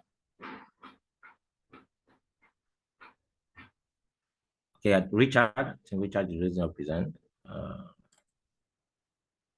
Okay, thank you. Good morning, sir. All right. Good morning. Hello. Can Hello. you hear me? Yes, clearly, please. Go ahead. All right. So from the diagram, I noticed 2 things: occupational hazard and the guy that sleep. He was walking and maybe stepped on the slippery thing and fell. So those are the two things I know. Then thirdly, hazard, noise hazard. There was maybe someone was using noise to disturb the others. With what I can see, those are the things I can see from the diagram. All right. Yes, hazard. They are all hazard. So you're welcome. Thank you, Richard. Yes, somebody else. Okay, good morning. I'm Victor speaking. All right, go ahead, Victor. Okay, from the diagrams we saw, the first one I can highlight is the forklift that is moving, that has to do with logistics. Hazards could come due to impacts.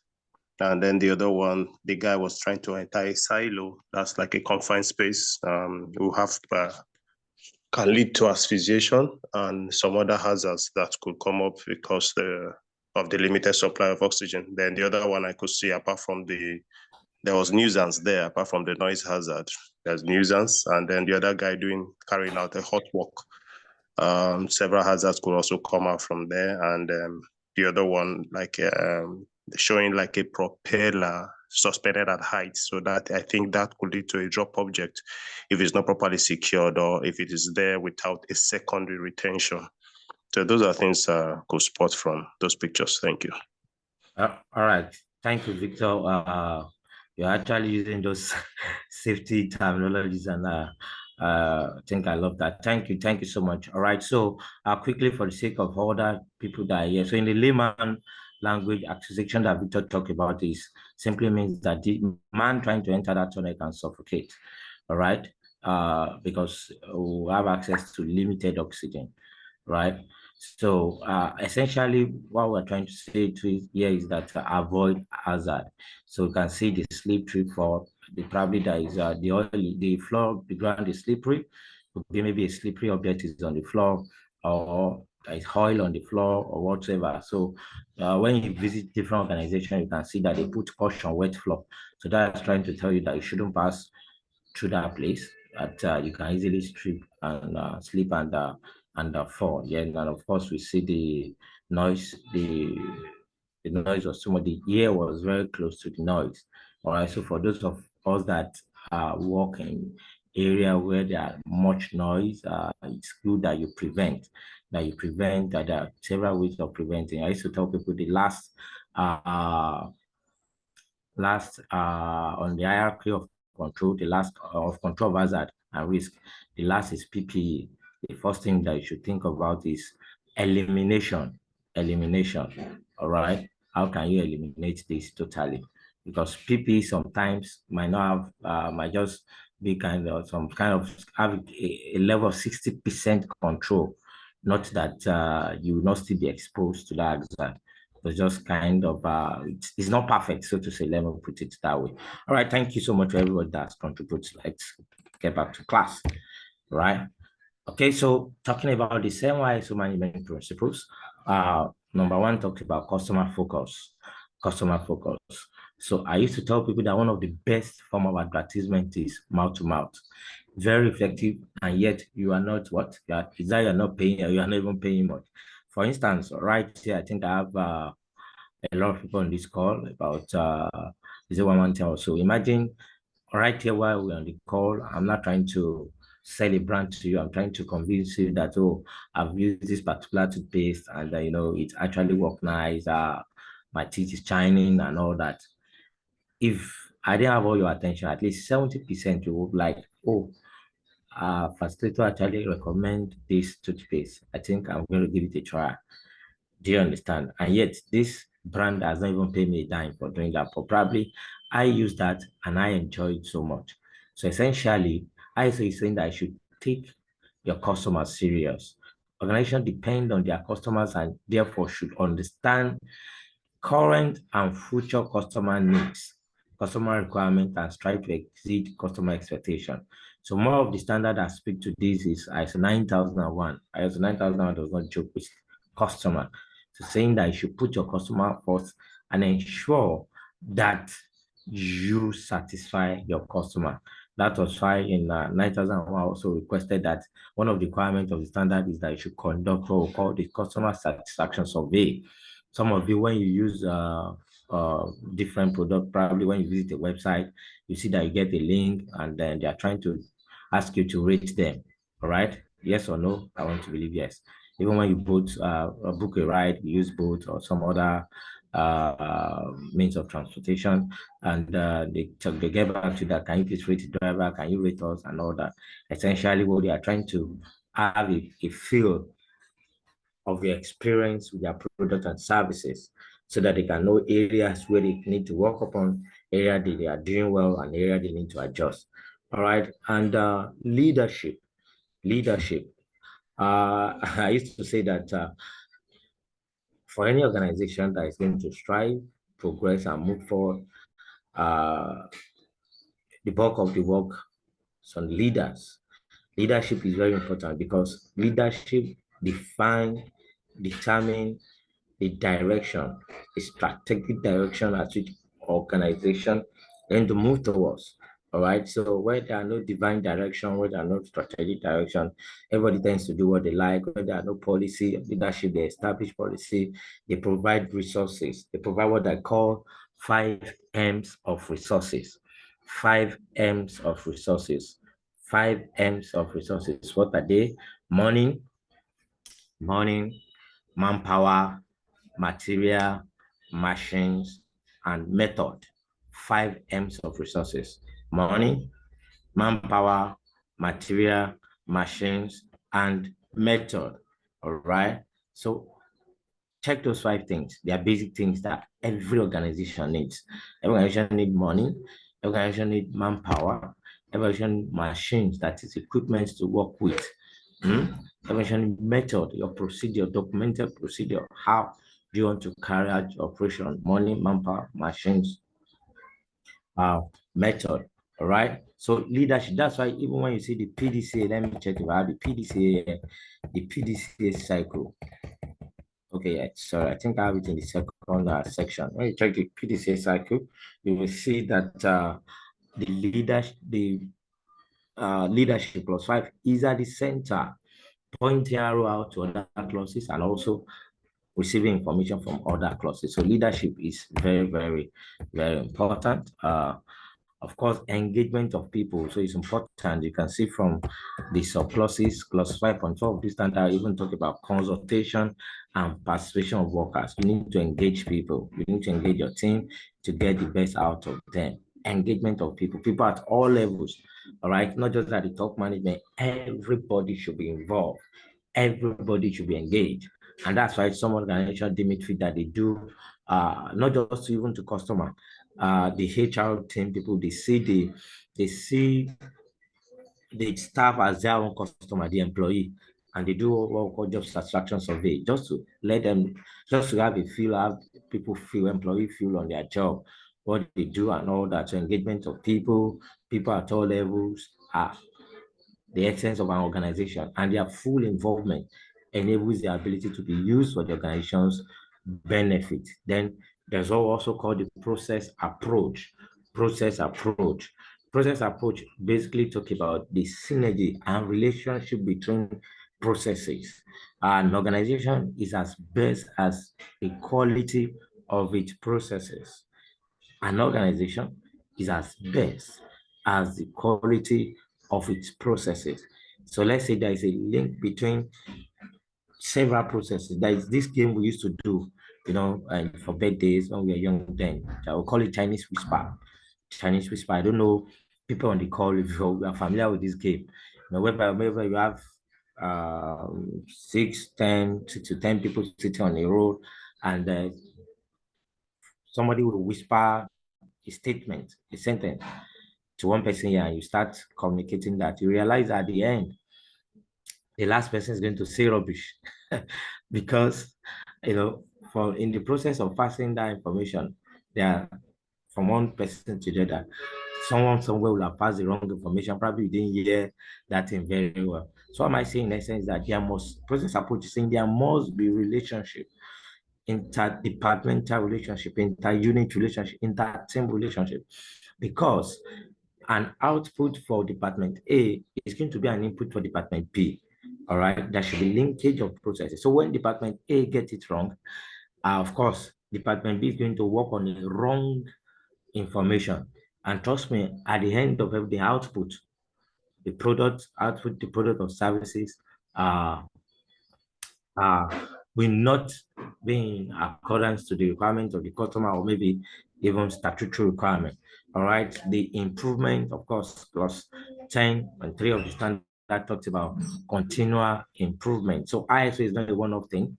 ISO is continuous. That's why even when organizations get their certification to this standard, it is essential for them. The certificate lasts for just 3 years, and it's essential for them to renew after 3 years. Even before the 3 years, you do what we call the surveillance audit 1, then surveillance audit 2, essentially to check whether you are still on track, whether you are still fulfilling the requirement of the standard. Evidence-based decision making. Oh, of course, our ISO is all about evidence. So let's assume an auditor stand in your front and I was asking you several questions, and you talk all day. The next question the auditor is going to ask you that, can I see the documented evidence? And see the evidence of what you are saying. So basically, because ISO is evidence-based, effective decisions are based on analysis of data and information. The relationship management, an organization and its suppliers are interdependent, and a mutually beneficial relationship enhances the ability of both to create value. All right. Okay, so those are just the basic 7 ISO management principles.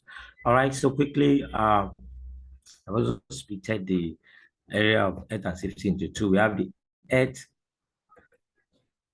and we have the safety aspect. The health and the safety aspect. All right. So the health aspect for an organization talk about all those medical tests, when I was doing office chairs and sitting, blah, blah, blah, all those stuff, sitting in the office, the ergonomics, sitting upright, and all that, the eyes and computer screen.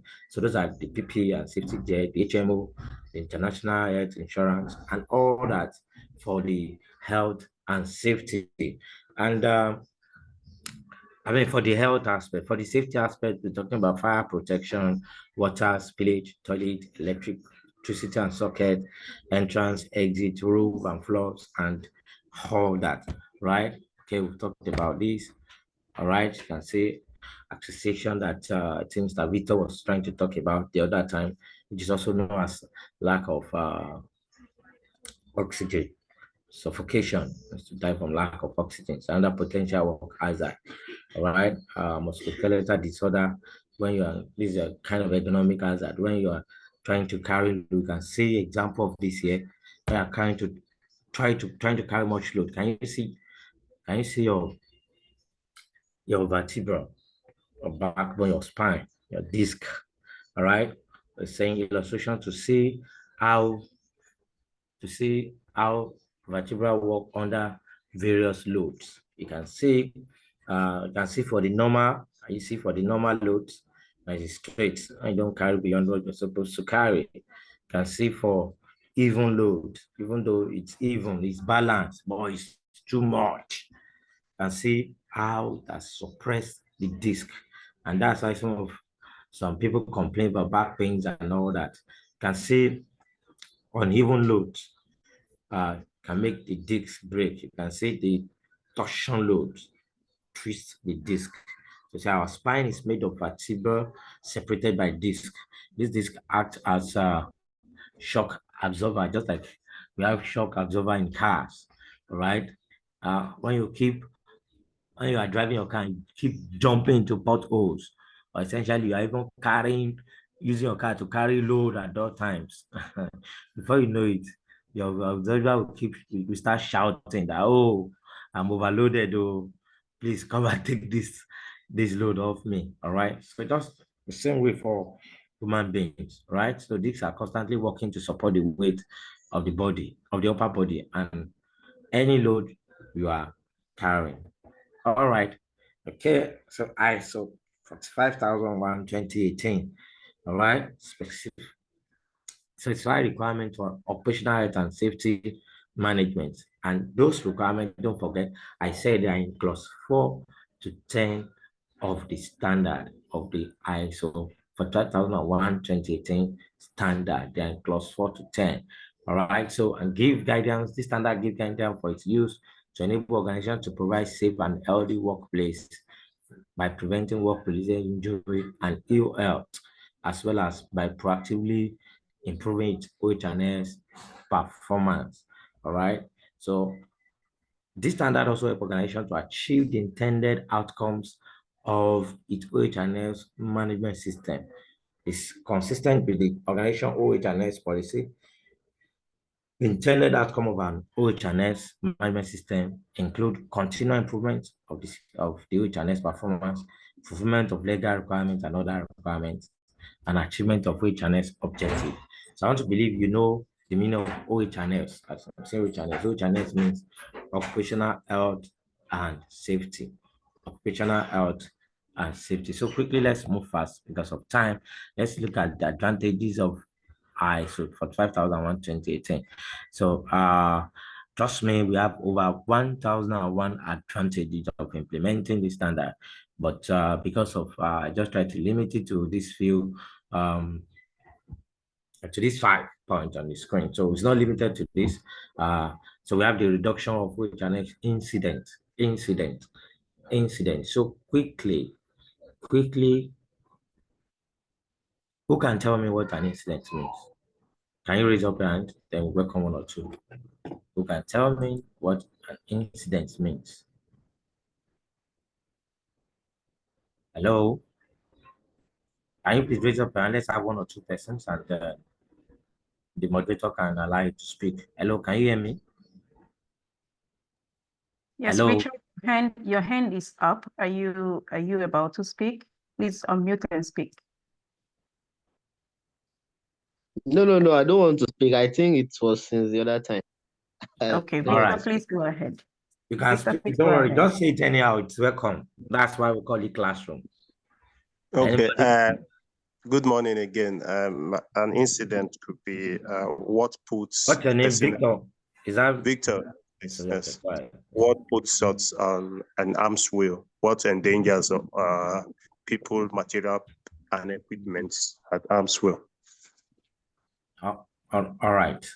Thank you for that explanation. So going further, an incident can also mean 2 things. We have the accident and we have near miss.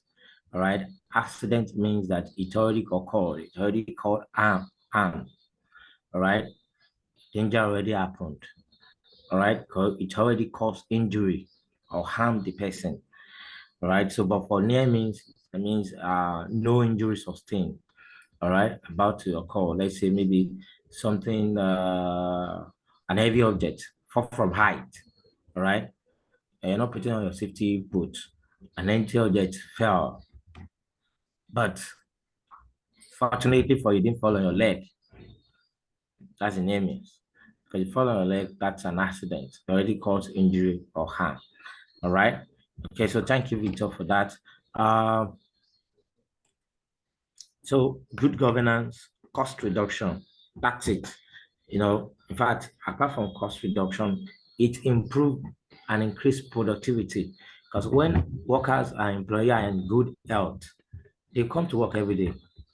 But imagine somebody had an accident today, workplace accident, not the normal car road accident. Workplace accident today, what do you expect? You probably have to be hospitalized, you have to miss work. And like that. So production will drop. So aside all these things, also that it increased productivity. That's the advantage of having this standard in your organization. It increased international recognition, workers' loyalty.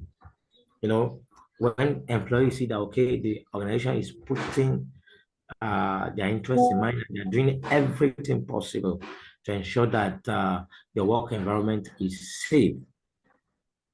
And even every other employee you are working with are safe. Trust me, workers will be loyal. They want to put in all their best into works and put on their best into works. All right. Okay, so we have it here. Reduction of OHS incident, good governance, and all that. I think I've explained this already. So you can see the trend from when we begin to have any time around operational and safety. So like I said, that year in, year out, as they review and update the standards, you get an updated version of it. All right, I think for 27,001, the latest version we have is 2022. For ISO 9001 now, the latest version is 2015. So maybe today or tomorrow, maybe this year, the ISO committee might say, oh, there are new changes, we want to update, we want to include this, we want to extract this, we want to. So that will be, it will now be 9001 2024. All right, so the year they have an updated version is that, the meaning of that year in the front. So you can see the origination from 1996, BSI created the BS 8800, that is Guide to Operational Health and Safety. Then in 1999, we have the OSHAS project group led by BSI also developed 18001. So before now, we used to call it 18001, but now it has changed to, let's, you can see the trend, you can see on my screen, in 22007, we have OSHA's 18001 becomes a British standard and is adopted globally. And in 2013, we have BSI also chairs technical committee for developing ISO 45001, which is based on BS OSHA's 18001, just like the advance of that 18001. And in 2018, they published, 45000 was published, and BSI becomes Secretariat of ISO committee for this.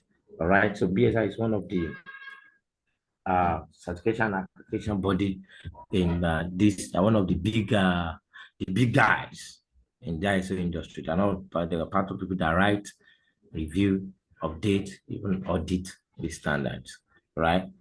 Okay, so why was ISO 45001 developed? Growing demand for management system-based standard for OHS, need for health and safety management system that could be audited and certified, rising health and safety costs, increased regulation. All right, so quickly, let's look at one or two definitions here. Let's look at one or two definitions here. We have the safety, that is the state of being safe, freedom from injury or danger, and the quality of ensuring against health, injury, and all that. We have the health, that is the degree of physiological and well-being of the individual. Injury, damage to the body resulting from a delivery of energy to the body above the capacity of the body to cope with. All right, we have the operational health, that is the promotion and maintenance of the highest degree of physical, mental, and social well-being of workers in all occupations. All right, so what is OHS management system? What is OHS management system?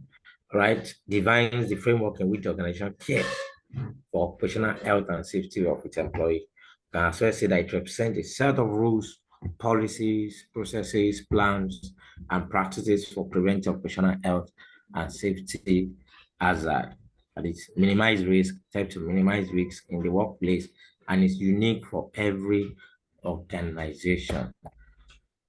Right? We talk about principles. Okay, let me just look at one or two principles. All right, all workers have rights. Yes, all workers have rights. Operational safety and health policy must be established. It's a standard that speak more to human beings, to employee, rather than the procedure, and speak more to individual. All right, a national system for operational safety and health must be established. Operational safety and health programs and policy must aim at both prevention and protection. Health promotion is a central element of operational health practice. All right.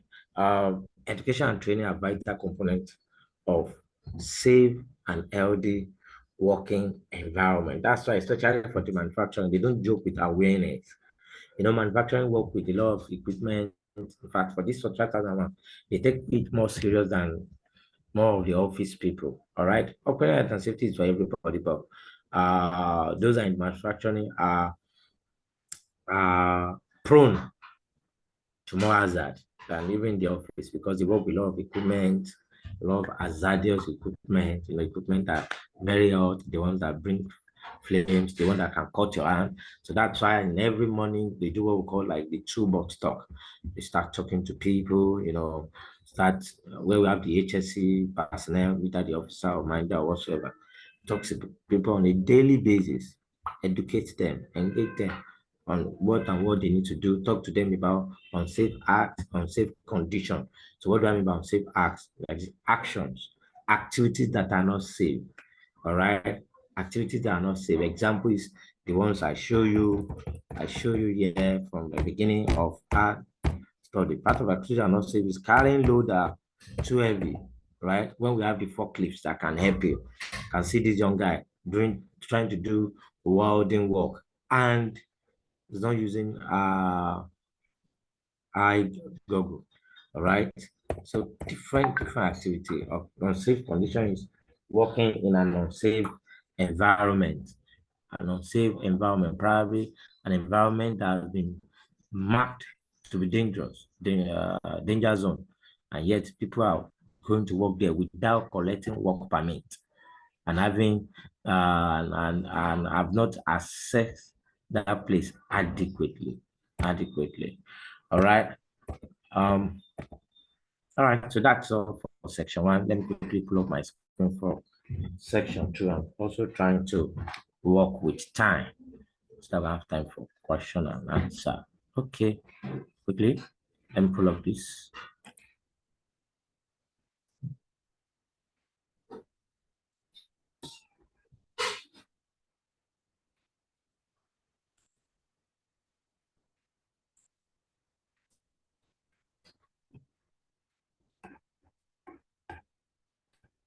All right, session receipt.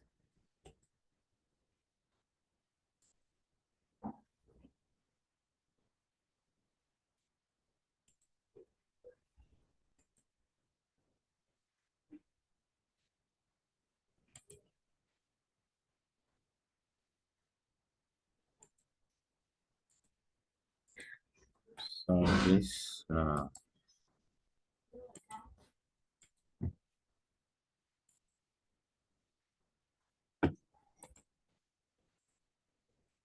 right, can you see my screen, please?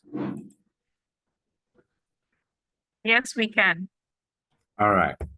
Okay, so this section 2, we'll be able to talk about the clauses of the standard very well. We'll talk about the clauses of the standard very well. I think I've talked about process approach.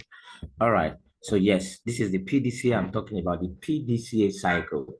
The PDCA cycle. We call it, the P stand for plan, the D stand for do, the C stand for check, the A stand for act. Plan, do, check, act. Plan, do, check, act. PDCA cycle. So this breaks the clauses of the standard from clause 4 to 10 into 4 sections. That is the planning, the doing, the check, and act. So we used to tell ISO, one of the ISO slogan is that plan what you do according to plan, check what you have done, and act on the outcome of the check. PDCA cycle. PDCA cycle, plan, do, check, act. All right. So I know I said the core requirement of the standard, don't forget, is from clause 4 to 10. Clause 1, 2, 3, which is scope, normative reference, and terms and definition, are like the introductory aspects of the standard. So splitting the standard, you can see splitting the standard into PDCA. So for clause 4, 5, 6 will be for planning. Clause 4, 5, 6 is for planning. You can see it up there. Clause 4, 5, 6, you can see up there is for planning. 4, 5, 6 is for planning. And then 7 and 8. 7 and 8 is for doing. 7, that is operation. Of course, during operation, we also call the support services. That's 7, support. And the check, for check, we have clause 9, which is performance evaluation. That is, you need to check the effectiveness and the efficiency of your management system. You need to check. When we see the content of these clauses, you will understand what I'm saying better. You need to check the effectiveness and the efficiency of the management system. And clause 10 is under act. So that is after you have checked. Of course, there will be area of improvement that will identify. Say, act on those improvements. Act on those improvements. Clause 4, context of the organization. Clause 5, leadership. Clause 6, planning are under plan. They are under plan. And we have clause 7, support. Clause 8, operation. They are under do. And we have clause 9, which is performance evaluation under check. And then we have clause 10, which is improvement under act. Plan, do, check, act. PDCA. All right. Plan, do, check, act. All right. All right. Okay, so I've explained this and see, split it, plan, do, check, act. All right. So quickly, let's go into the clauses one by one. So for clause 4 talk about the context of the organization. Context of the organization. All right. So we have 4 subclauses there. Clause 1 is saying understanding the organization and its context. Understand the organization vision, the mission, the strategic objectives of the organization. What was the organization trying to achieve? And most importantly, the internal and external issues. The internal and external issues for this organization. The internal and external issues. Some of the business model or business tools you can use to identify these internal and external issues are the SWOT analysis, the PESTRO analysis, the what was it called? Canvas, this other one, I've forgotten. All right. So SWOT, what does SWOT stand for? S stand for strength, W stand for weakness, O stand for opportunities, and T stands for threat. SWOT. S stands for strength, W stands for weakness, O stands for opportunities, and T stands for threat. So that is, you need to identify issues around this. You need to identify area of strength for your organization. You need to understand the area of weakness. You need to identify You need to identify area of weakness. You need to have area of opportunities, and of course, area of threat. And the PESTLE analysis, PESTLE, PESTLE analysis. The P stands for political. What are the political issues that you face as an organization? E stands for economic. S stands for social. T stands for technology. L stands for legal. And the last E stands for environment. All right, so these are some of the tools that you can use to identify your internal and external issues, right? So some of the internal and external issues you also identify can also come up and lead to risk, and can come up in your risk register in clause 6.1. All right, can come up in your risk register in clause 6.1. Okay, so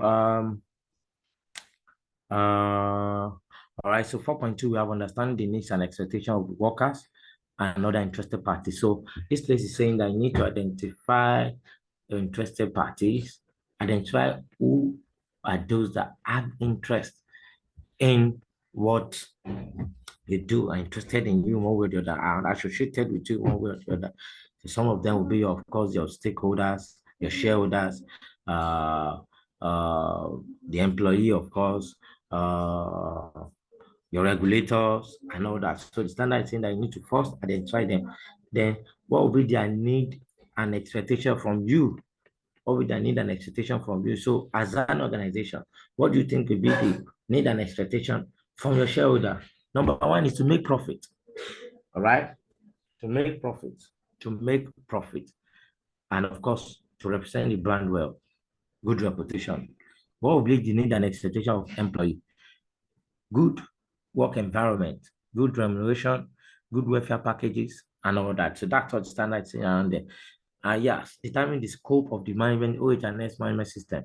So it's saying that you need to define the applicability and boundaries for this standard. All right. Scope might be as regards location, as regards subsidiaries, as regards equipment, as regards people, employee, could be as regards software that use of that. Okay, all these processes, what to say, that for in this organization, this for the sake of this will be our scope. So for every scope exclusion, we must also provide adequate justification to show that, okay, this will not affect the outcome of the management system, not affect the intended result of implementing the management system. And of course, we have 4.4 that talks about the OH&S management system, like the OH&S processes. All right, we have clause 5 clause 5 and also have 4 subclauses. I have clause 5 and also have 4 subclauses. That is leadership and excuse me, leadership and commitment. Leadership and commitment. All right. So leadership, I've told you that leadership is essential, especially in this management system. Leadership determines the drive, the channel, they establish, and in fact, they do a whole lot of things. One of the things that leaders do is to provide what I call the 5 M's of management resources. I've talked about it because of time. I will not be asking you again. This is not a physical class. If physical class, I would love to ask 1 or 2 people. All right. So provide 5 M's of management resources: money, manpower, machines, material, and method. Money, manpower, machines, material, and method. All right. So leaders need to be committed. And one of the way of showing commitment is providing those 5 M's of resources. They also need to establish policies, procedures. All right. Because when there are no policy guiding what to do, everybody tends to do what they like. All right. Okay. They also appoint roles and responsibility. You can see that one, which is part of the clause 5. Right. And also they also approve. Also to ensure approval of document, approval of finances, approval of so many things, right? And yes, policy, OH&S policy, OH&S policy. You need to set your operational health and safety policy and communicate to everyone in the organization. Everyone needs to be aware of the policy. It's important, all right? Because a policy you don't know about, how do you want to comply? Policy, what's your policy? You need to establish policy and communicate it, all right? So good policy must evolve around maintaining operational safety, compliance to regulatory and statutory standard, and ensure continual improvement of the management system. 5.3 talks about organizational roles, responsibilities, and authority. Organizational roles, responsibilities, and authority. All right. Saying that the top management, the leaders need to appoint roles, several which roles. All right. And people need to have competency for these roles. Right. So for each organization now, of course, every organization that I implement must have a first aid box.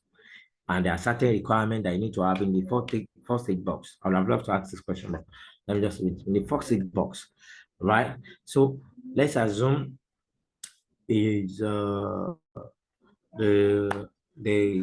entire organization is about the building structure has about 14 floors, and they only have 6 first aid box.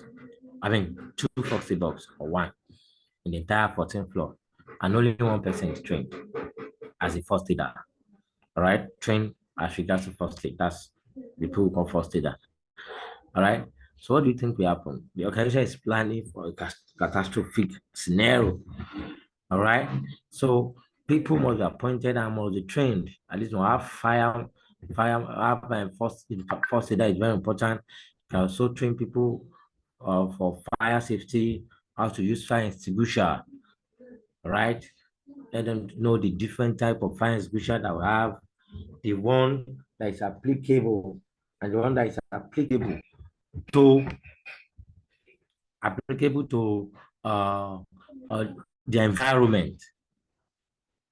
the environment, and how to use this adequately.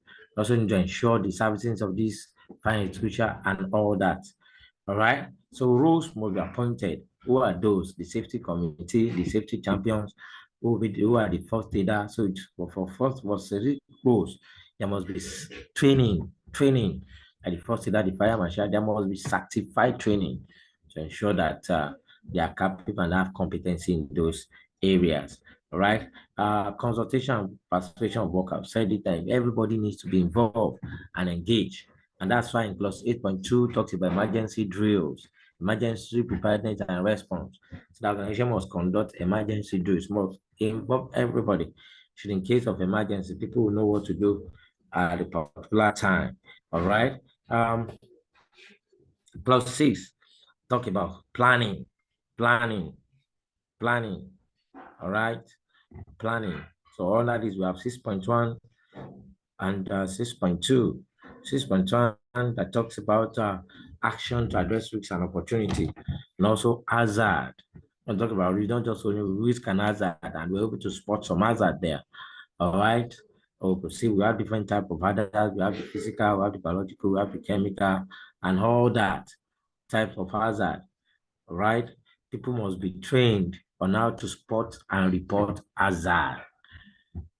It's not the work of the HSC manager or the OHS manager or the safety team alone. Everybody, because we are all responsible in our organization for our safety. So that is why they say that you must ensure that you are not involved in any unsafe act or unsafe condition, because the consequences might not even be for you alone. The impact might be great and might affect even the entire organization, half of the organization, or even people that are working around you. All right, hazard, spot hazard, and safety and risk. And I've lost also look at risk rating. Let me see before we round up class. I've quickly allowed us to rate. Look at how risk are being rated. All right, rate risk. Let's take some example of risk. All right. Okay, quickly let me see if I can pull up some. Once you can see, let me pull up something to explain that risk.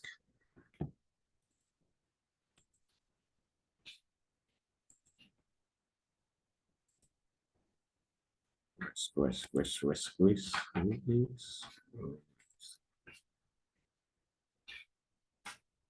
Right.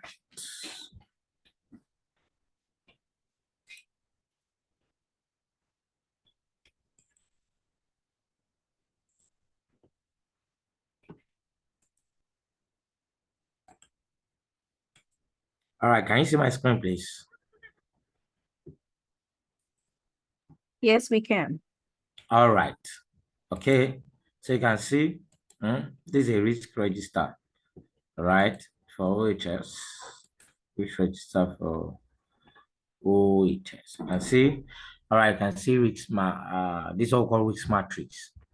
All right, so we have different type of risk matrix. We have 3x3, we have 4x4, we have 5x5. Standard did not specify anyone specifically, so you can, but anyone you use, you must define it. We also have what we call the risk methodology, or some other organization call it framework. This is applicable to other standards too. All right, so right here, what I'm having on my screen now is a 4x4 risk matrix. 4x4 risk matrix. You can see the likelihood and the severity. Essentially, what risk matrix is used to is to calculate a risk rating. All right, it's to calculate a risk rating. And how do you calculate risk rating? Risk rating is equivalent, is equals to probability multiplied by consequence. Probability multiplied by consequence, or likelihood multiplied by severity. It's just grammar, they are the same thing. Or likelihood multiply, you can just interchange, you can use the words interchangeably, right? Okay, so here I have a 4x4. You can see what's my likelihood is in 4 places and what's my severity. So this is called a 4x4 risk rating. So looking here, you can see the likelihood, you can see 1. When it's 1, what does it mean? Unlikely. That is, there is no loss, there is no incident, there is no illness. Okay, illness can only occur under exceptional conditions. All right. You see, probability, low probability. 2 says for likelihood. 2 says low probability. That is, a rare combination of factors won't be required for incident to result. All right. And see, 3, which is possible, that is, could happen when additional factors are present, e.g., emergencies, non-routine conditions, but otherwise unlikely to occur in normal. And see, for almost certain, absence of management controls, almost inevitable that an incident will happen. All right. And of course, we have the severity that which will happen. We have negligible injury requiring first aid only, first aid, medical treatment, but no absence from work. All right. So what am I saying in essence is that we have defined this rating, each rating. When it's 1, when it's 2. When can you say it will be something is 1? When can you say something is 2 for both likelihood and for both severity? So that when we now go into, you can see for minor injury, you can see for major injury, you can see for critical. all right? And the scripture, when it's critical, what does it mean? What steps do we need to take?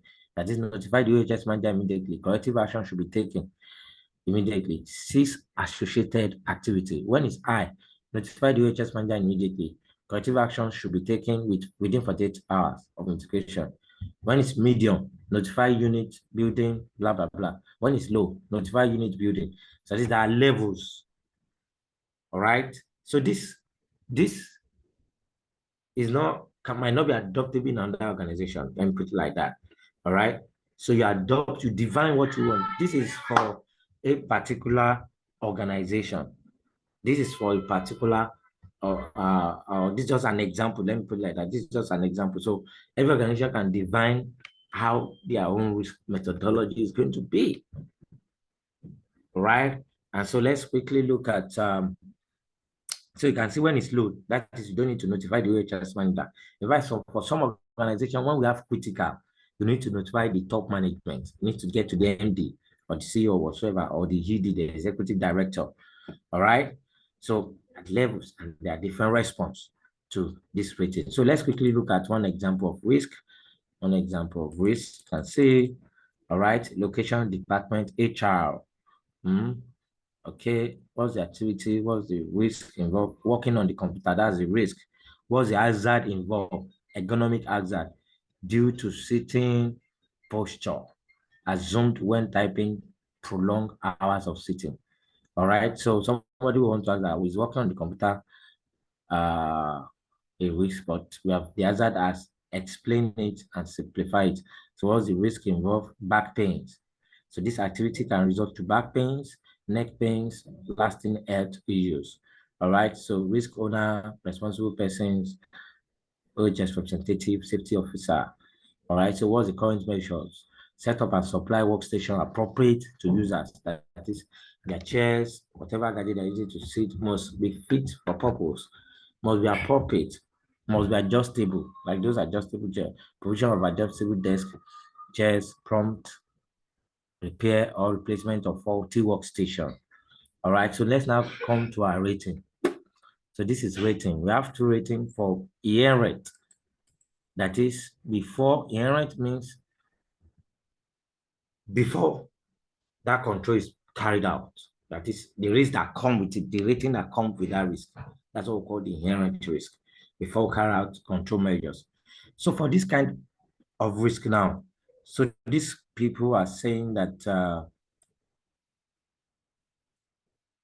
so this example that is being used here, the people that use this example are saying that, okay, the likelihood in their own organization, the likelihood looking at this, the initial rating, the matrix, the likelihood of this happening is 3. Let's go back to our likelihood table. Please, can you still see my screen? I hope I'm not talking to myself. Hello, can you still see my screen? Yes, we can. All right. Okay, so the likelihood. So looking at the likelihood, 3. So what does 3 mean? Possible. That this could happen when additional factors are present, e.g., emergency, non-routine condition, blah, blah, blah. So let's say the severity. I said severity is 2. So what does that 2 mean? 2 is that minor injury, I would say that is minor injury related to lost turnaround time and absence from work. All right. So that's down rating. And I said risk rating is likelihood multiplied by severity or probability multiplied by consequence. So 3 multiplied by 2 give us what? 6. All right. So let's come back. What does 6 stand for? Where do we find 6? Medium. That means that rating is medium. So what happens when it is medium? That is notify the unit, like building, OHS, notify the unit or the building OHS representative or OHS committee. OHS representative or OHS committee to follow up that corrective action is taken. So that's the action that is necessary when it is medium. So after we are putting the control, then we also do a seek control measures and action plan. Then we can also do what we call residual risk control rating. residual risk rating, that is after control has been put in place. So after control has been put in place, the risk has been reduced, likely has been reduced to 1 and severity to 1. And 1 times 1 is 1, which means low. So some organizations also define their risk acceptable level. For most organizations, the risk acceptable level is low. It's low. It's low. All right. Okay.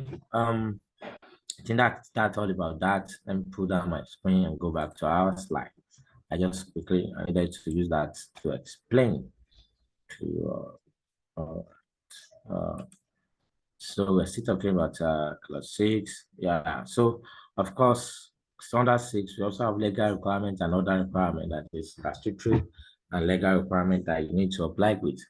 And then we have the 6.2 OHS operational health and safety objective and planning to achieve them. So you can set objective.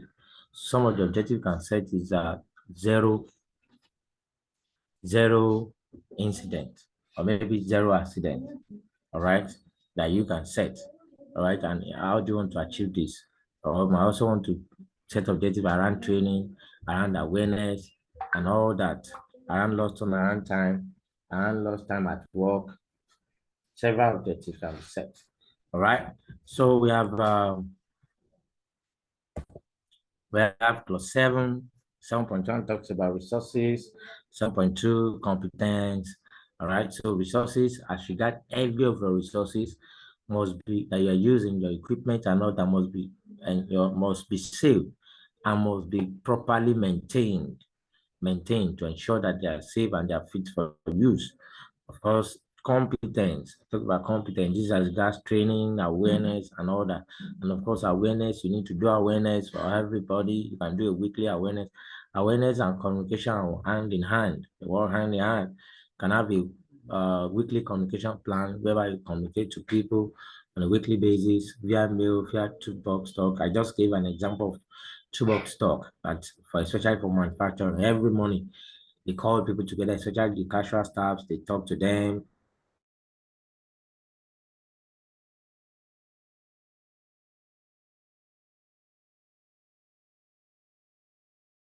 All right. And of course, documented information. So you need to also define how your document would be. And hello, can you still hear me, please? Hello? Hello?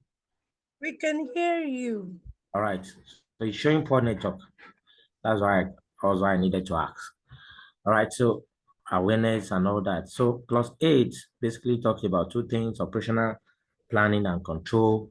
And that is, you need to have your SOPs, your procedures available, your journey management procedure, procedure for hazard spotting, procedure, emergency preparedness and response procedure. You need to identify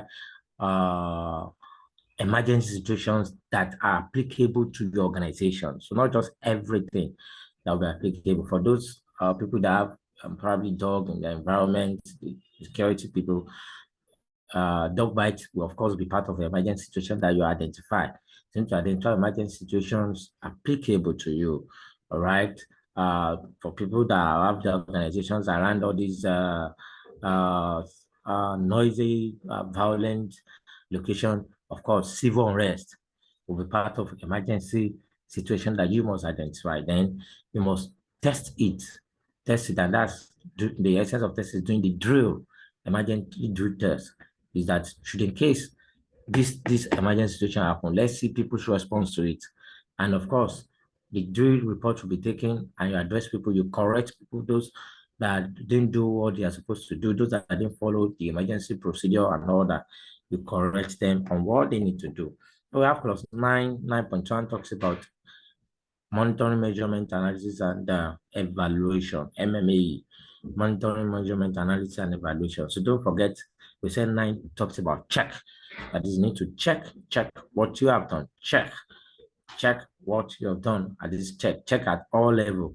So you must set up your metrics, set up KPIs for the management system. I want to measure against those KPIs and see what you have achieved. Part of your KPI could be your objective that you have set. probably lost turnaround time at work, incident, near misses, accident, and all that. This could be your metrics. You want to check probably on a monthly, on a quarterly, on annual basis. You want to check and know what to achieve. Of course, internal audit. You also need to audit yourself. There is no frequency. The standard does not give a specific frequency. You can have this done on either annually, every 6 months, quarterly, depends on what you are designed to do. The management review meeting, in this meeting, the meeting already have its agenda. In this meeting, yes, we'll discuss about the outcome of the internal audit, we discuss about the internal and external issues, we discuss about the objectives, what you have achieved for the objective, discuss about the metrics, discuss about your risk and so many other things in this meeting. Of course, you have management represented well there, and if there's need for any resources or any action that needs to be taken, such action will be taken, and that kind of action is what will lead us to 10. We'll talk about improvement. So plus 10 talks about improvement. So that is 10.1 talks about incidents, non-conformity, and corrective action.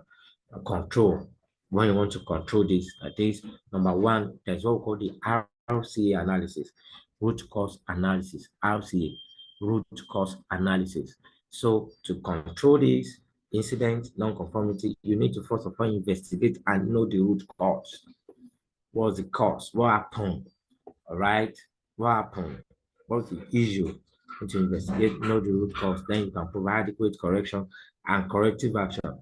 And also have it in mind that your corrective action must sufficiently address your root cause. Your corrective action must sufficiently address your root cause. And of course, we have 10.2 that talked about continual improvement. You must continually identify area of improvement for the management system. All right. So why is it for 5.1 implementation process?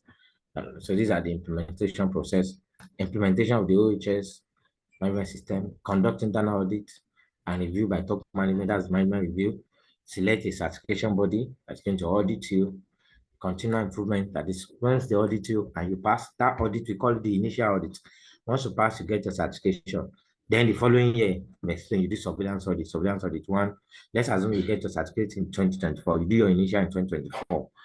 You get your certificate 2025. Let's say June 2024. June 2025, you do your surveillance audit one. June 2026, you do your surveillance audit two. And June 2027, you have to do a recertification. That your first certificate will have expired only for 2 years.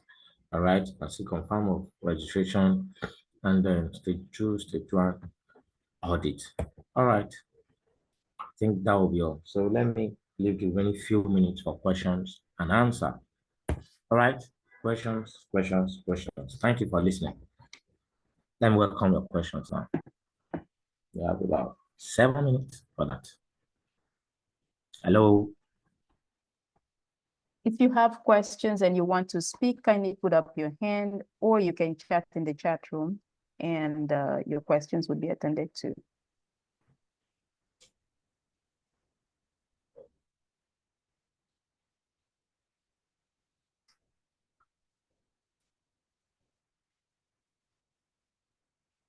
Okay, I am guessing we don't have questions.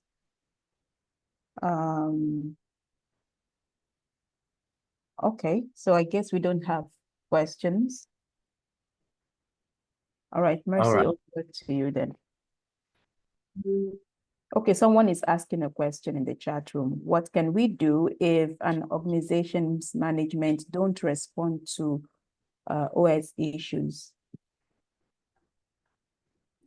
All right, they will definitely respond, right? And that's where we said the leadership needs to comes in. Or can you be specific? What we mean they don't respond? Is it as regards providing resources, or as regards pointing out some issues and issues as regards activity of employee? So it all depends. So that's why I said from the beginning that it's very important for leadership to be committed, clause 5.1. Without being committed, your operational health and safety is not going anywhere. If they don't respond to issues and you implement, it's a whole different thing if you don't implement occupational health and safety. If they don't respond and you implement this standard. So once an auditor comes for an audit,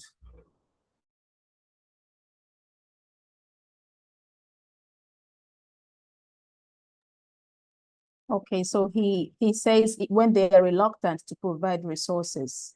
So that's what he meant by if they don't respond. Femi, are you still there?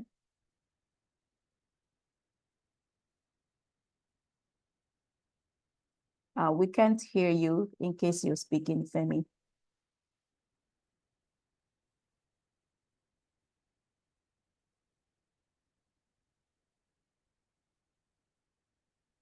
Hello, Femi, are you still, I can see you're still here. Can you hear us?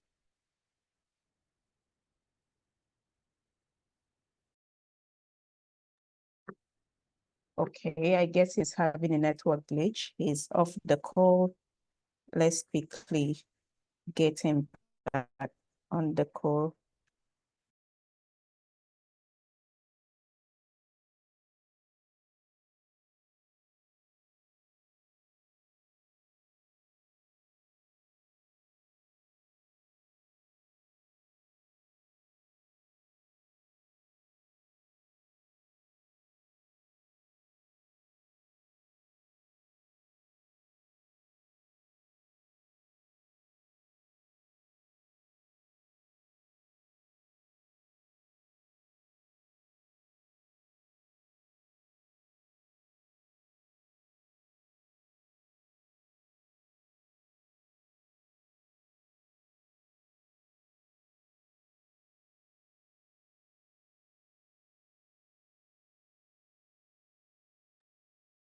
Okay, we're having difficulties getting him back on the call. So what we're going to do, we're going to write down your questions, forward to him. And once we get the response, we would respond to you right in the chat room with the answers to your questions. Okay, so yeah, so at this moment, we are going on our 30 minutes break. So you can, okay, he's back on the call. We still have 3 minutes to go. Oh, all right. All right, he's off again. Okay, so we'll proceed for the break now, and when we come back, we'll take the last session for today. So do not be late. Do not be late, so we can start on time and finish on time. So see you in a bit by 1:30. All right, we'll be back by 1:30 from the break. So enjoy your short break.